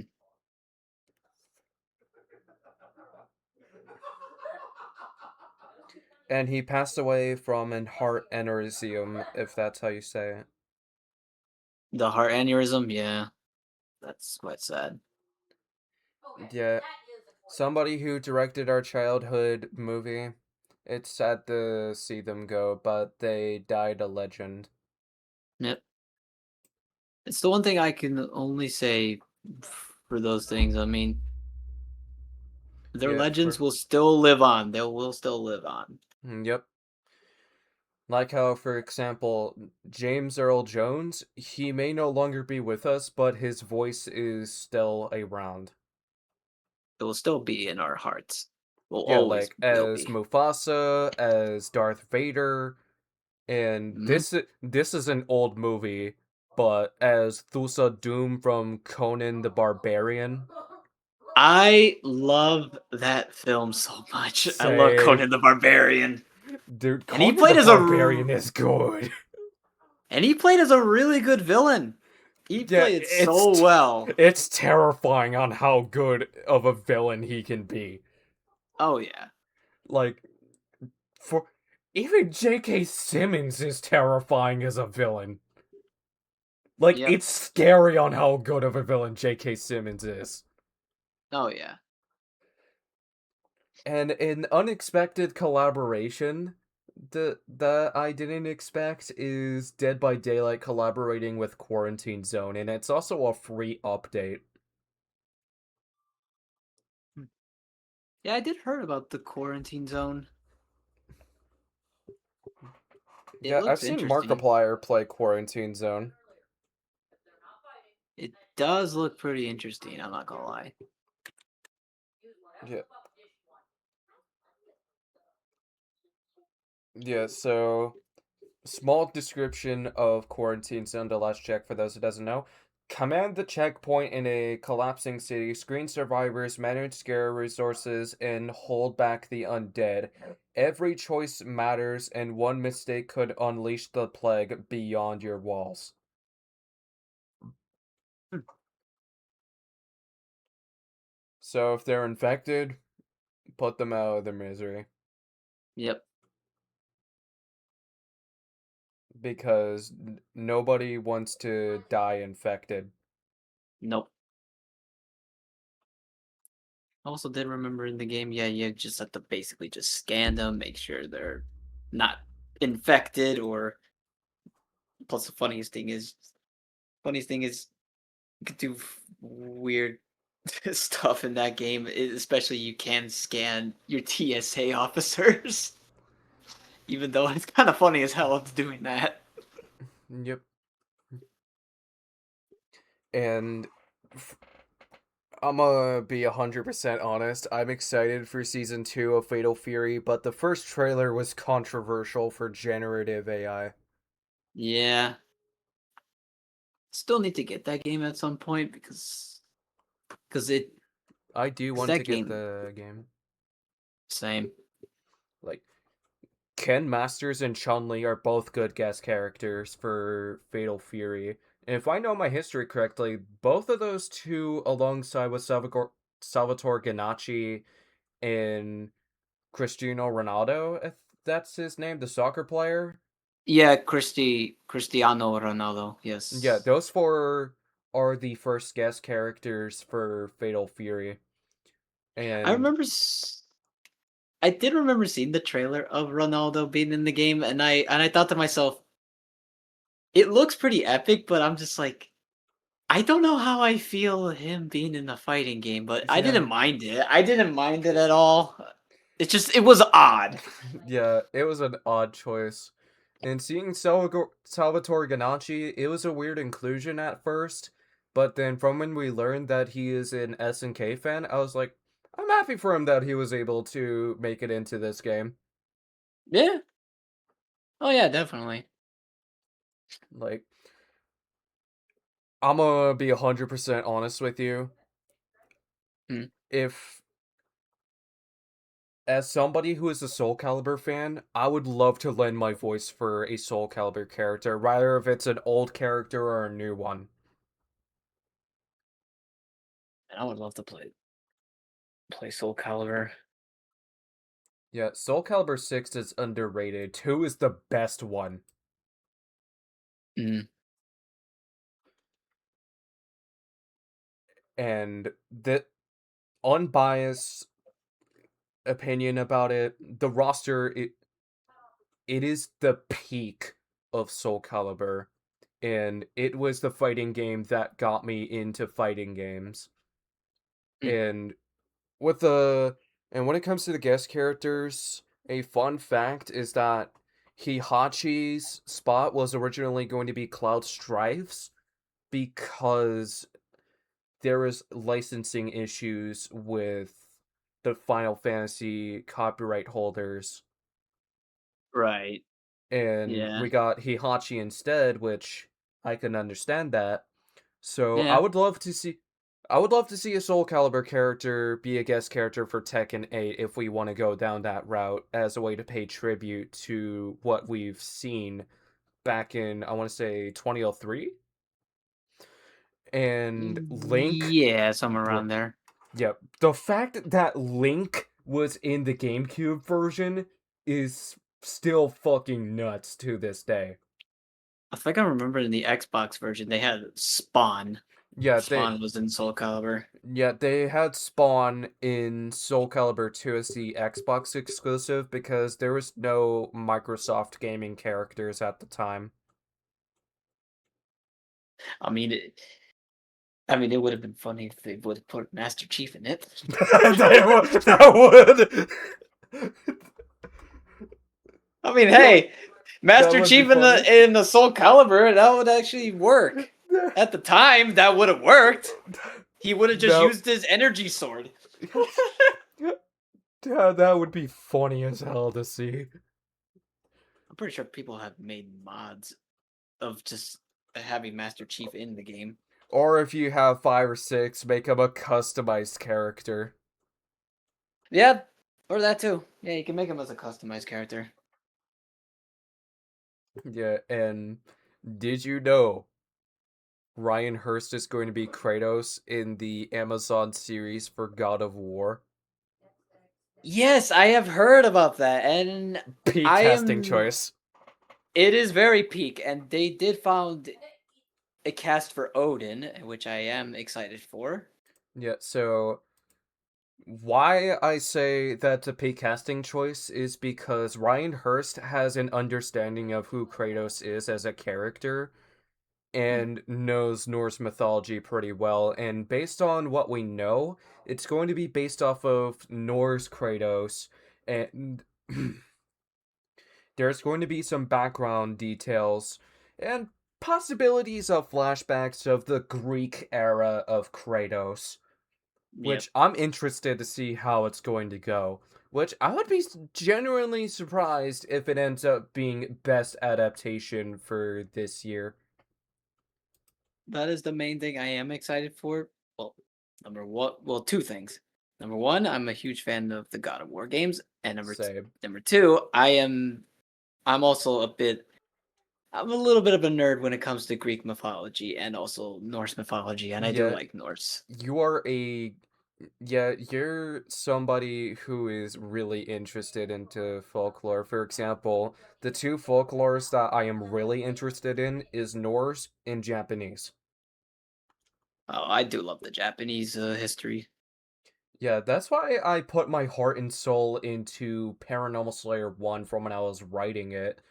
And a good decision that I did as I was writing it is that for the folklore characters and creatures, I've done my research on them and I was like, what is their strengths? What is their weaknesses? What is their background? And then think to myself, what are ideas that would make sense to where it follows the source material, respects the Mhm. culture, and, Mm, and can be original to the Mirrorgate universe? mm. I think the one folklore I found very intrigued learning about in the history was Poseidon. Poseidon was a really interesting one. I did like learning it about. Yeah, and speaking of that, Poseidon in the Mirrorgate universe, he would be the sole survivor from the destruction of Olympus.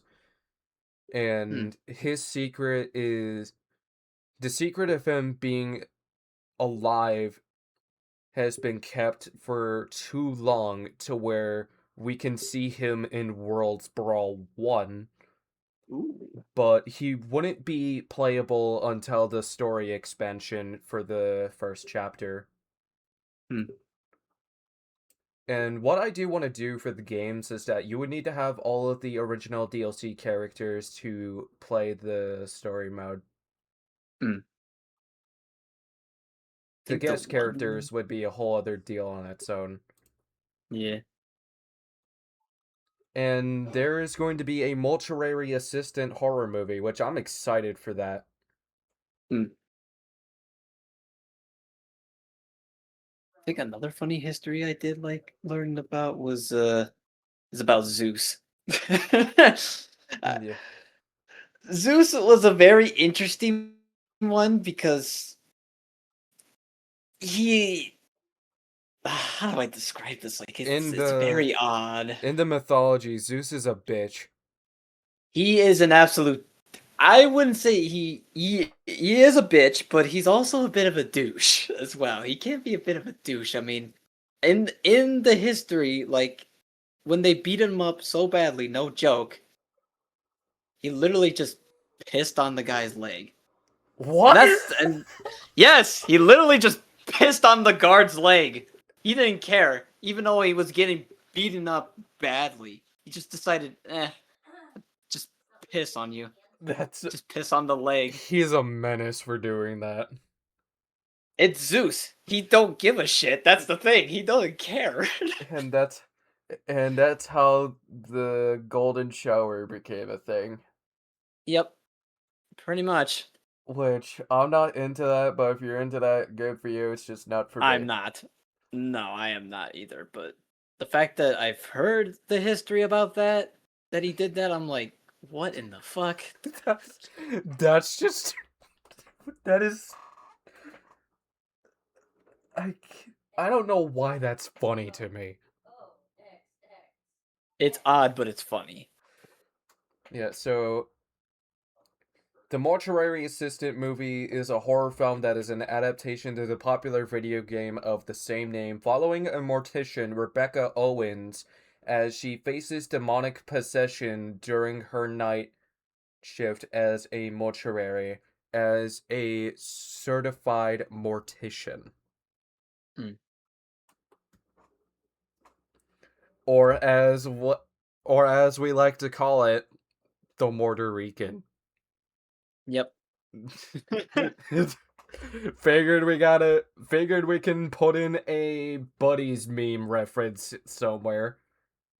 I'm not American. I'm Puerto Rican.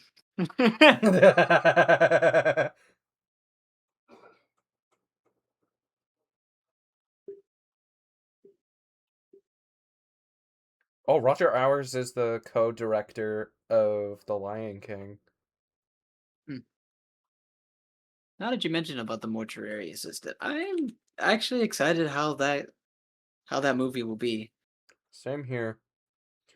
But as for how it would, but as for the game, it's good, they, but there was a fucked up approach for YouTube to where they got called out for being racist and playing favorites by Corey Kenshin.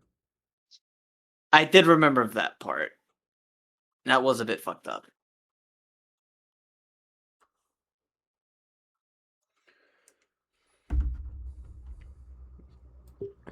Yep.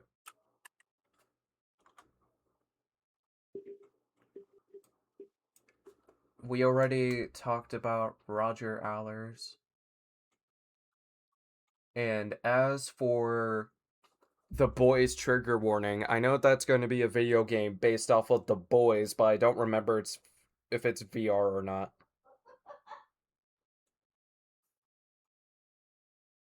Yes, it is. The Boys Trigger Warning is an upcoming action-adventure virtual reality game set in the violent satiric universe of the Amazon Prime TV show.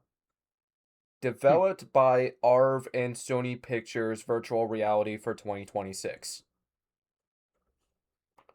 Hmm. I have not seen The Boys yet, I have not either. but and a fun fact of the lore details I know is that The Boys Presents Diabolical is a prequel to the live action show. Huh. All right. And yeah, Homelander is 18 during the events of The Boys Diabolical, so that explains a lot.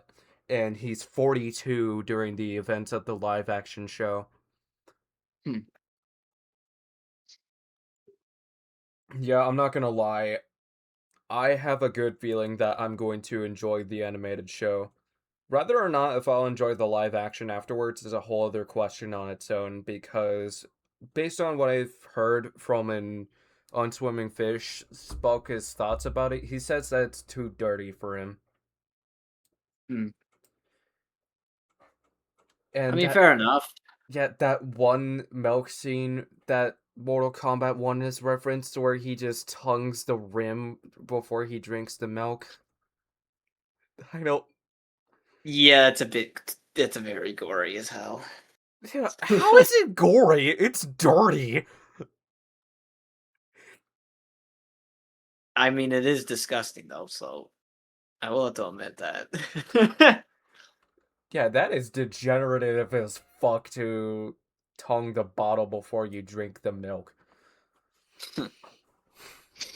And fun fact, you know how Eduardo Salcedo, also known as Eddie VR, is a dad? Yeah. Joshua Yanders, also known as Josh Dub, is next to be a dad. Oh. Oh. Nice. Yeah, congrats to Josh Dub and Mardi Gras for becoming parents.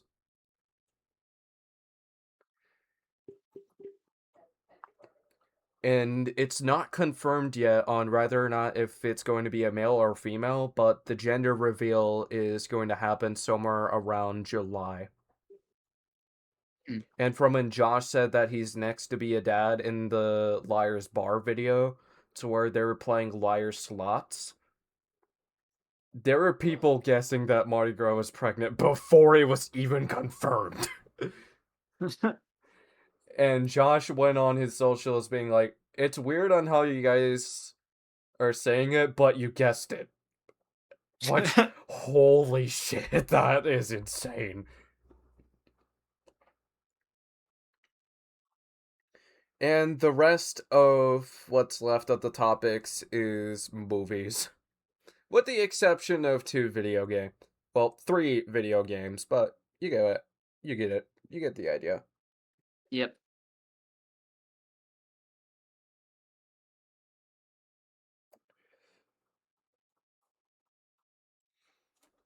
So, Masters of the Universe is getting a live action adaptation.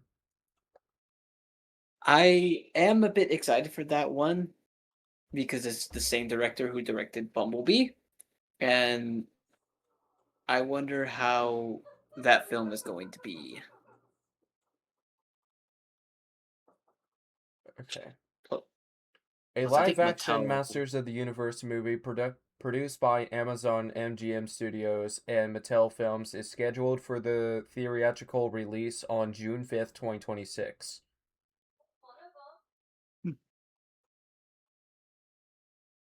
And apparently Jared Leto is going to be Skeletor. I'm interested to see how that's going to turn out. I did see articles about that. Yeah, even though he already finished doing the Tron Ares movie, even though that film did many people said. I haven't But seen the Tron film, so can't I really speak my have thoughts.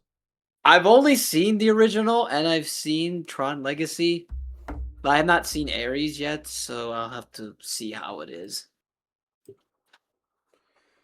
Oh, Yeah, and when it comes to Marvel versus DC, Jared Leto was ass as the Joker, but he was surprisingly good as Morbius. I will have to admit, yes, he is. He's not too bad as Morbius, but yes, stay away from playing as the Joker. I'm sorry, but no. Yeah, and he stayed in character 24/7, so he's done some controversial shit behind the scenes Mm. for the 2016 Suicide Squad, which Yep. which to be honest, I would rather watch the 2021 Suicide Squad movie over the 2016 one. The Yeah, 2016 one is ass. I do not like the 2016 one. That Yeah, was completely ass. yeah, it is hot garbage. James Gunn did really good for the 2021 movie. Yep. And there's two, well, technically, wait, how many upcoming horror movies do we have? Jesus Christ. One, two, three, four, five, six. Well, I don't know if you would count The Mummy as a horror movie yet, so that's a hold that I thought. don't. I Seven, don't know about eight, that one. Really. and yeah, so eight more horror films to talk about, seven if we don't count The Mummy, Mm.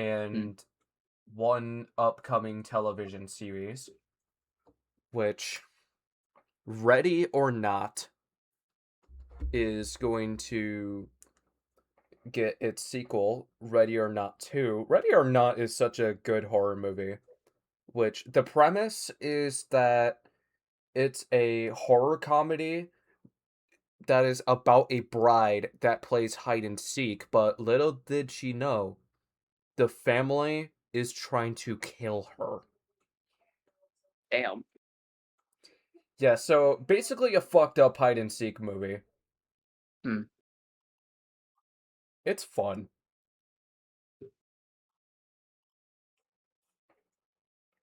And we are getting a sequel, and it is set to be released March 20th. Which I don't know if this is going to do the same thing as 2, but I'm interested to see how the sequel is going to turn out. Hmm. And the only Jumanji film I've seen is the original. I think I've seen the original one, and then I saw Welcome to the Jungle. Not seen the other one, which is Next Level.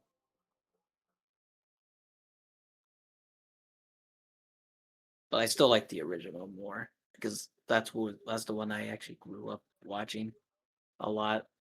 Yeah, I honestly don't know if we're gonna get a. Fuck, what was that movie called? I remember the narrative. It's about a board game to where two siblings are still in the house, but they're in outer space. Uh, Wait, I do remember what it is. Zathera? Yeah, Zathera. The Space Adventures. If you're talking about that one I haven't seen that in a long time. Sathura, that's what I was thinking of. Yeah, Zathora. Dude, it's been such a long time since I've seen that movie. It is so good. I think my middle brother has the DVD of it because I remember we watched it like 3 or 4 times on DVD. Dude, it's been years since I've watched Sathura. It is so good. It was one of my favorite movies that's about board games growing up. I may need to rewatch this again. It's been so long. Yeah, and there's going to be a Scary Movie 6. Another scary movie? That I'm still excited for. I haven't seen The whole the Scary Movie franchise yet, but I know that it's a parody of different horror movies. Scary Movie honestly, 6 is a reboot to the horror comedy franchise. Is scheduled for a June 12th, 2026 theatrical release, with the production currently underway. The film will be set to return of the original stars, which which is the Wayne's brothers. They're returning. which I'm actually curious to see how it's gonna go down.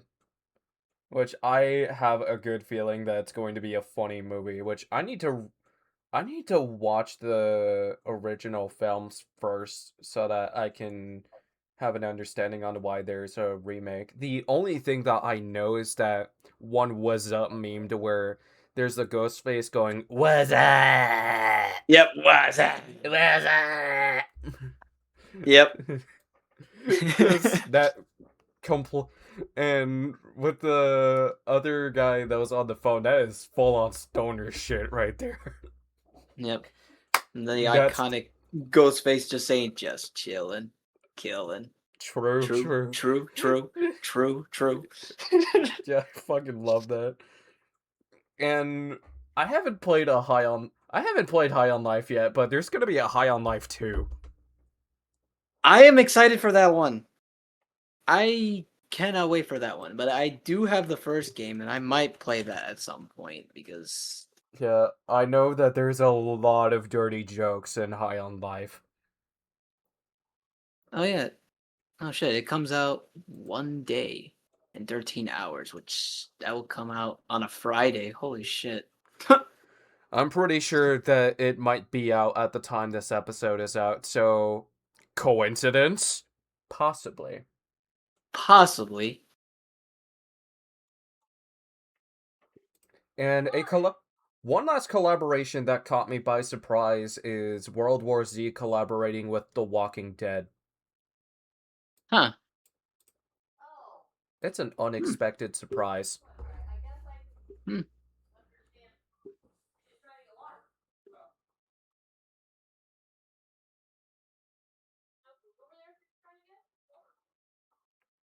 And from when Tekken was mentioned, we have Season 3 of Tekken 3. Wait, no, Tekken 8. Why did I say Tekken 3?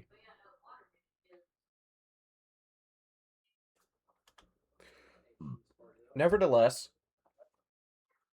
Kunimitsu is coming back, and Okay. she's coming this spring. This summer, we are getting Bob, Hmm. and during the autumn time, we are getting Roger Jr., which is just a kangaroo that wears boxing gloves, which that's actually funny. And there's a chance that we're going to see a guest character. Who do you think the guest character is going to be if we get one? The guest character for Tekken 8? Oh, that's a tough one. It Yeah, that's depends. a tough one. Yeah. It depends who they could get for that guest character. I mean, we already got Clive, so. Yeah, we got Clive. So Hmm. I'm gonna throw in a I have some good ideas as to who could be a good guest character. Like, we've gotten Akuma for Tekken 7 for the Street Fighter crossover, and we've seen Yeah. Geese Howard. which I will admit I would love to see Heihachi in Fatal Fury because that would be a fun spin. It would be pretty epic if he was in Fatal Fury. Like, fucking hell, that would be an Yeah, that would interesting be one. amazing. And Kazuya being in Street Fighter 6 would go hard. Oh, hell yeah. And same case with. And Iron Fist would honestly be a pretty good Marvel character if we were to see a Marvel character in Street Fighter 6. Yeah. Yeah, and there's speculations that we're gonna see Giryu from Yakuza, but the creator does say that Giryu doesn't like hitting women, but all genders can defend themselves in Tekken. Hmm. So, alright, I'm gonna throw a wild swing. If we were to get another weapon wielder, Siegfried from Soul Calibur. Ooh, that actually would be nice. It would be nice. Would it be a weird inclusion? Yes. But Yeah. it pays tribute to the fact that Heihachi was in Soul Calibur 2, if we think about it in that logic. Yeah. If only possible, we could get another Soul Calibur game, but I highly doubt it. Yeah. I'm pretty sure that we might get Soul Calibur 7 after Tekken 8 is done. Maybe.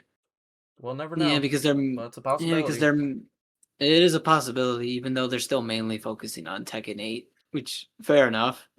Which are still doing more seasons for that, so Yeah. Another. Yeah, I know Tifa was predicted for the Final Fantasy character, but that's out of the window. mm. Who else would be a good character? Alright. If you want to go for a wild one and go for an anime character.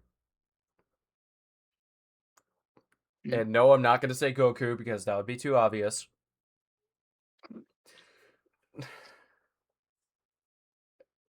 It's going to be hard to think of one, dude. Holy shit. There's so many good options.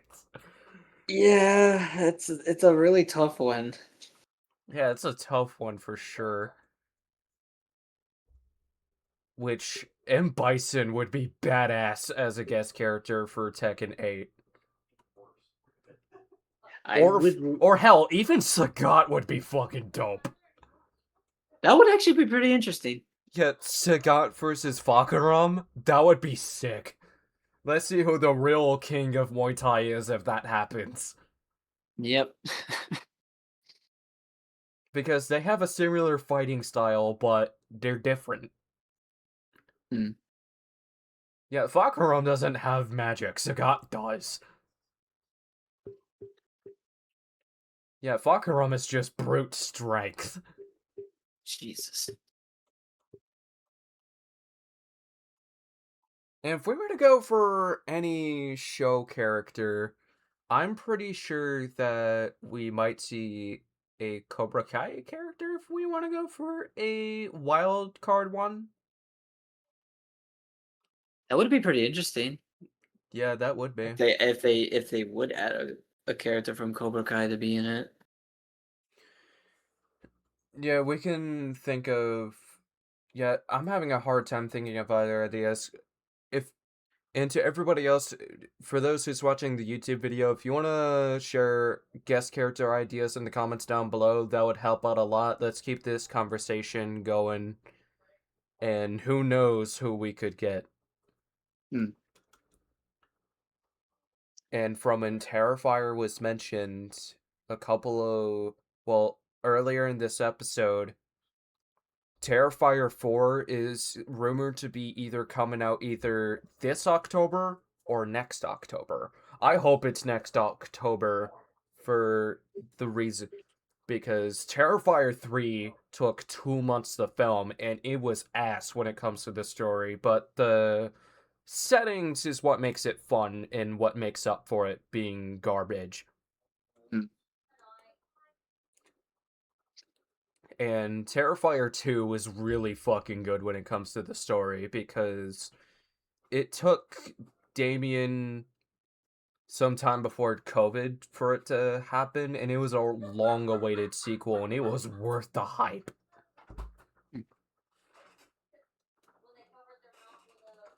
And for Terrifier 4, it's speculated that Sienna Shaw is going to be going to the underworld to find her cousin, and at the same time, we're going to have this epic fight with Art the Clown. Hmm. Which I'm actually interested to see how the series is going to end. Which I hope that it wraps up nicely and makes up for Terrifier 3. Hopefully. And there's also speculations that we're also going to see Art go to space, which I think is more so of we're going to go to the underworld than we're going to space. Which, if we go for both, I wouldn't mind. absolute cinema. If we go for both, absolute cinema, that would be an interesting approach. I'm not gonna lie. And Damien, if you're watching this, I'm letting you cook on Terrifier 4. I hope it's good. I enjoyed the first two movies. And plus, I would love to invite Damien. This is a huge possibility. This is a big if, but inviting Damien Leone to an episode of the podcast would be amazing, but I don't think that's gonna happen. It would be an unexpected surprise, though, but I don't think it's gonna happen. Yeah, you never know. Yeah, we'll never know. Yep. And there's surprisingly going to be a Insidious 6. Really? Yep. Huh. If I memorize correctly, there's a movie called Thread that's a Insidious story. And based on what I've been told, the chronological order goes 3, 4, 1, 2, 5. But I'm probably just gonna watch the movies in number order for when I watch Insidious. Yeah. And I haven't seen Smile yet, but we're getting a Smile 3. Wait. Okay, audio's coming through fine. That's good. It's just my camera froze for a quick minute, and I was like, "Oh no!" Yeah, I did notice that earlier. And a good decision that I did let one of my new friends know is that I did let them know, saying, "Hey, if I'm late for Phasmophobia, it's because of this recording." Mm. And to the individual that I'm referring to, you know who you are. Hello. If you're watching this podcast, I don't know if she is.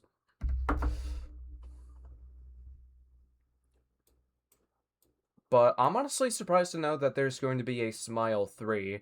And the Smile entity is uncanny as hell, to where it actually scares me with how the design looks. Like, I'm gonna pull up a photo of the Smile entity real quick.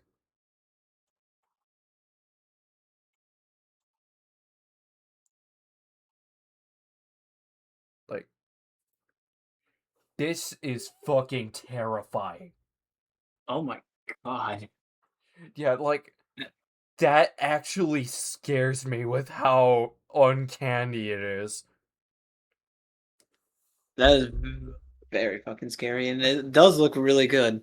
Yeah, that is nightmare, bro. If Smile was at Halloween Horror Nights as an IP, and if I was to go through the house, I'm pretty sure that it might get House of the Year for me. Given Yeah. how scary the fucking entity is. And I'm honestly surprised that there's going to be a Mummy remake. I don't know if it's going to be a Universal Monsters Mummy remake, or if it's going to be based off of the 1999 Mummy. Which I haven't seen the full version of the 1999 movie, but I've heard that it's good. Hmm. So can't really speak my thoughts about it. And this is Fair a enough. welcome surprise for me, but despite the fact that I haven't seen the first movie, I'm excited for Thanksgiving too. Hmm. Yeah, next time November comes back around, I want to watch that movie. And I've heard that it's a fun horror film. But this one is my most anticipated. The Backrooms. Mhm. Dude, I am excited for the Backrooms movie. I Like, am kind of excited for that one as well. I am actually interested to see how they're going to make a movie based off of the Backrooms. Hmm. And when it comes to any Backrooms game, 1998 is honestly it's honestly really good when it comes to the lore. Which the lore of the Backrooms 1998 is that there's a child that's named Timmy. His favorite food is fried chicken, and there is a group of three skaters who lured him into being tortured and brutally murdered. And one of the skaters, we play as them, but their neck snapped in the real world, and the other two run away, and they're not good friends. And they got arrested for the murder of Timmy, which I'm pretty sure that they either got a life sentence or they were sentenced to death. But in the back rooms, it's like a judgment between heaven or hell. Welcome back, Shane. Welcome back, Shane. And glad to be back. Yep. Whew. Yeah, B did not make it to this episode, unfortunately. Hmm. And last but not least, for upcoming horror projects is Crystal Lake, which is going to be a Peacock original show that is going to be a prequel to Friday the 13th, similarly to how Welcome to Derry is a prequel to the It movies. Hmm. And I've heard a lot of good things about Welcome to Derry. I haven't watched it yet, but I do enjoy the It movies. Like, it is my favorite supernatural horror film series. Hmm. And I'm actually curious to see how they're going to approach Crystal Lake.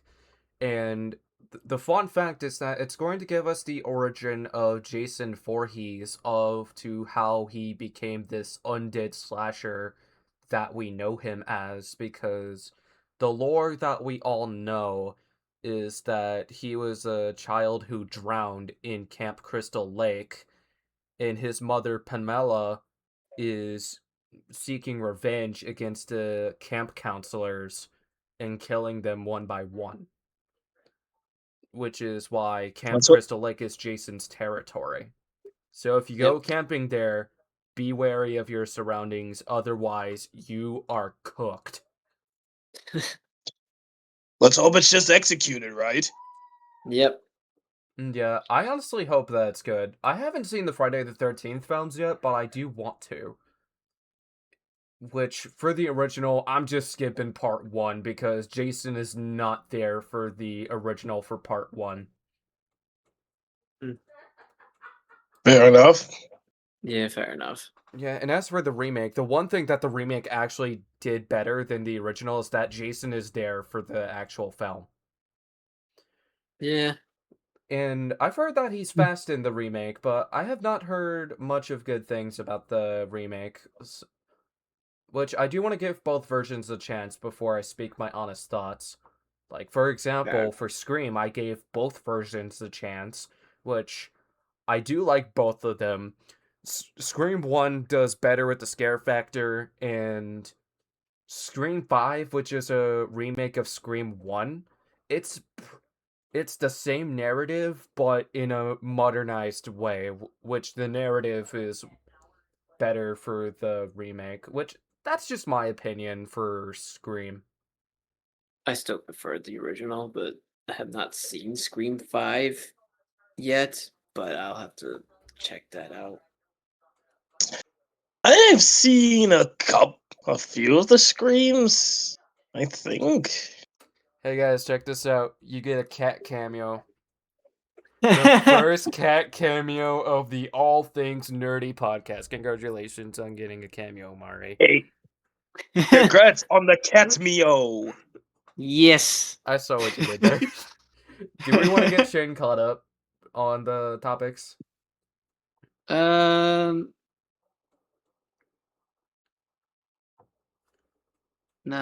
depends. Yeah, so to get Shane caught up on the topics, there were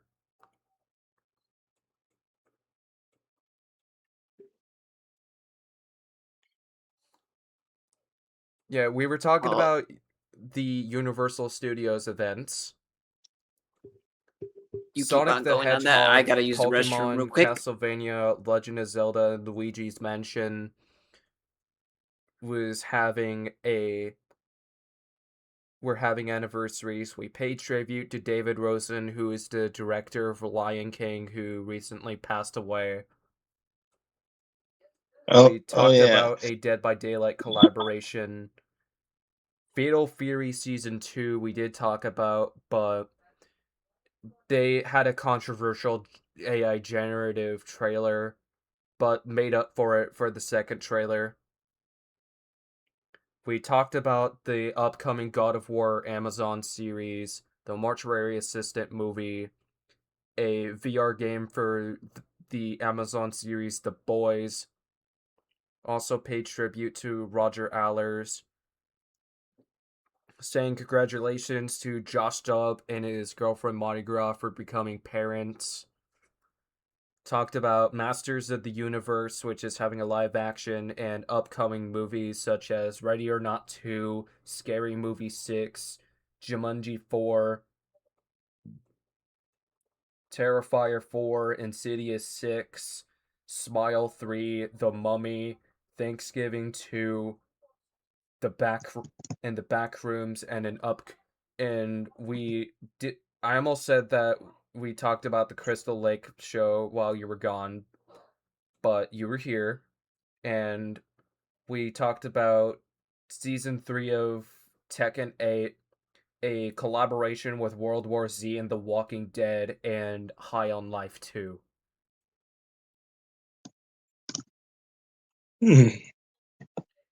And Okay, that's all that we caught up on.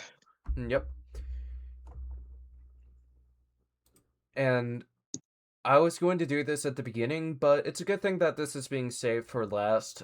But B Mage, originally this was going to be yesterday at the time of recording, but B Major and I are going to be having our rematches for Magic the Gathering and Gwent. And Gwent is the trading card game for the Witcher series. Oh. And last time we talked about Magic the Gathering in the podcast, they were having a collaboration with Avatar The Last Airbender. Wait, with Avatar? Yes. Yep. Well, shoot. Yep. Mari's being loved on. Cat cameo once again. Nice. A Yep. cameo. Yes. Yeah, it's unfortunate that B didn't make it to this episode, but hopefully we'll get an episode where all of us are together for an episode. Hopefully. Yeah. Do we want to do Who Has the Most Aura, or do we want to do a collaboration episode for episode 30? Because I'd be down for either or. Good for either or. Yeah, because Yeah, episode 30 was originally going to be B's collab idea, but then he said, fuck it, I can't think of anything. And Jovo is inviting Sino for episode 31. Yeah. If possible. Yeah, if possible, given the fact that he's been having family issues behind the scenes. Yeah, so I don't know if it'll possibly be there, but if not, then we'll try to figure out something. Yep. Which I thought of a collab idea for episode 32, but for later episodes, that is a whole other question on its own. And Mari dipped. Nope, she didn't dip. She's going on my bed. I don't blame her for it because she loves lying down on it. Get up! Get away from me! I am leaving! I am leaving! Yep. Yeah, so I did the outro last episode, so which one of you two wants to do the outro? I don't think I got to do the outro. You The outro originally for this did one. for episode 26, but it had to be cut out due to unfortunate scuff. Oh yeah, Beca- that is true. Yeah, there was no audio for some Ah, reason, fair enough. but that issue is gone now, so that's good. Yeah. But I think Shane should do it since he's the new host, so You sure? yeah. You sure? Yeah, you could do the outro now. If you don't Hey, know- it's a podcast. Let it hear. This podcast ends right here. This podcast ends right here. I don't know. Okay, let's. Okay, I'll do it. Seems how Shane just like didn't know what to do. Thank you everybody Which is for fair watching episode 29 of the All Things Nerdy podcast. We were joined by Shane aka Shanimation, Giovanni aka Jovo Knight, and myself, Jason aka Samaroni. Thank you for watching this episode. We love you all, and we will see you in episode 30. Rather, if it is going to be a who has the most aura episode for an idea, or if it's going to be a collaboration, whichever of the two that we may decide, or whatever you would like to see. And See one you all last thing around. I want to say, is I'm glad I got to be in this episode, and I'm glad because I did have a few absence, but I'm glad to be back on it. Hell yeah. Like, I'm honestly at It's the point interesting. of... It is pretty. Oh, sorry. Yeah, I honestly feel like that Wednesdays or Thursdays would be a good recording day for when it's just us hosts. Hmm. So the collaborations would depend on the schedules for the collaborators.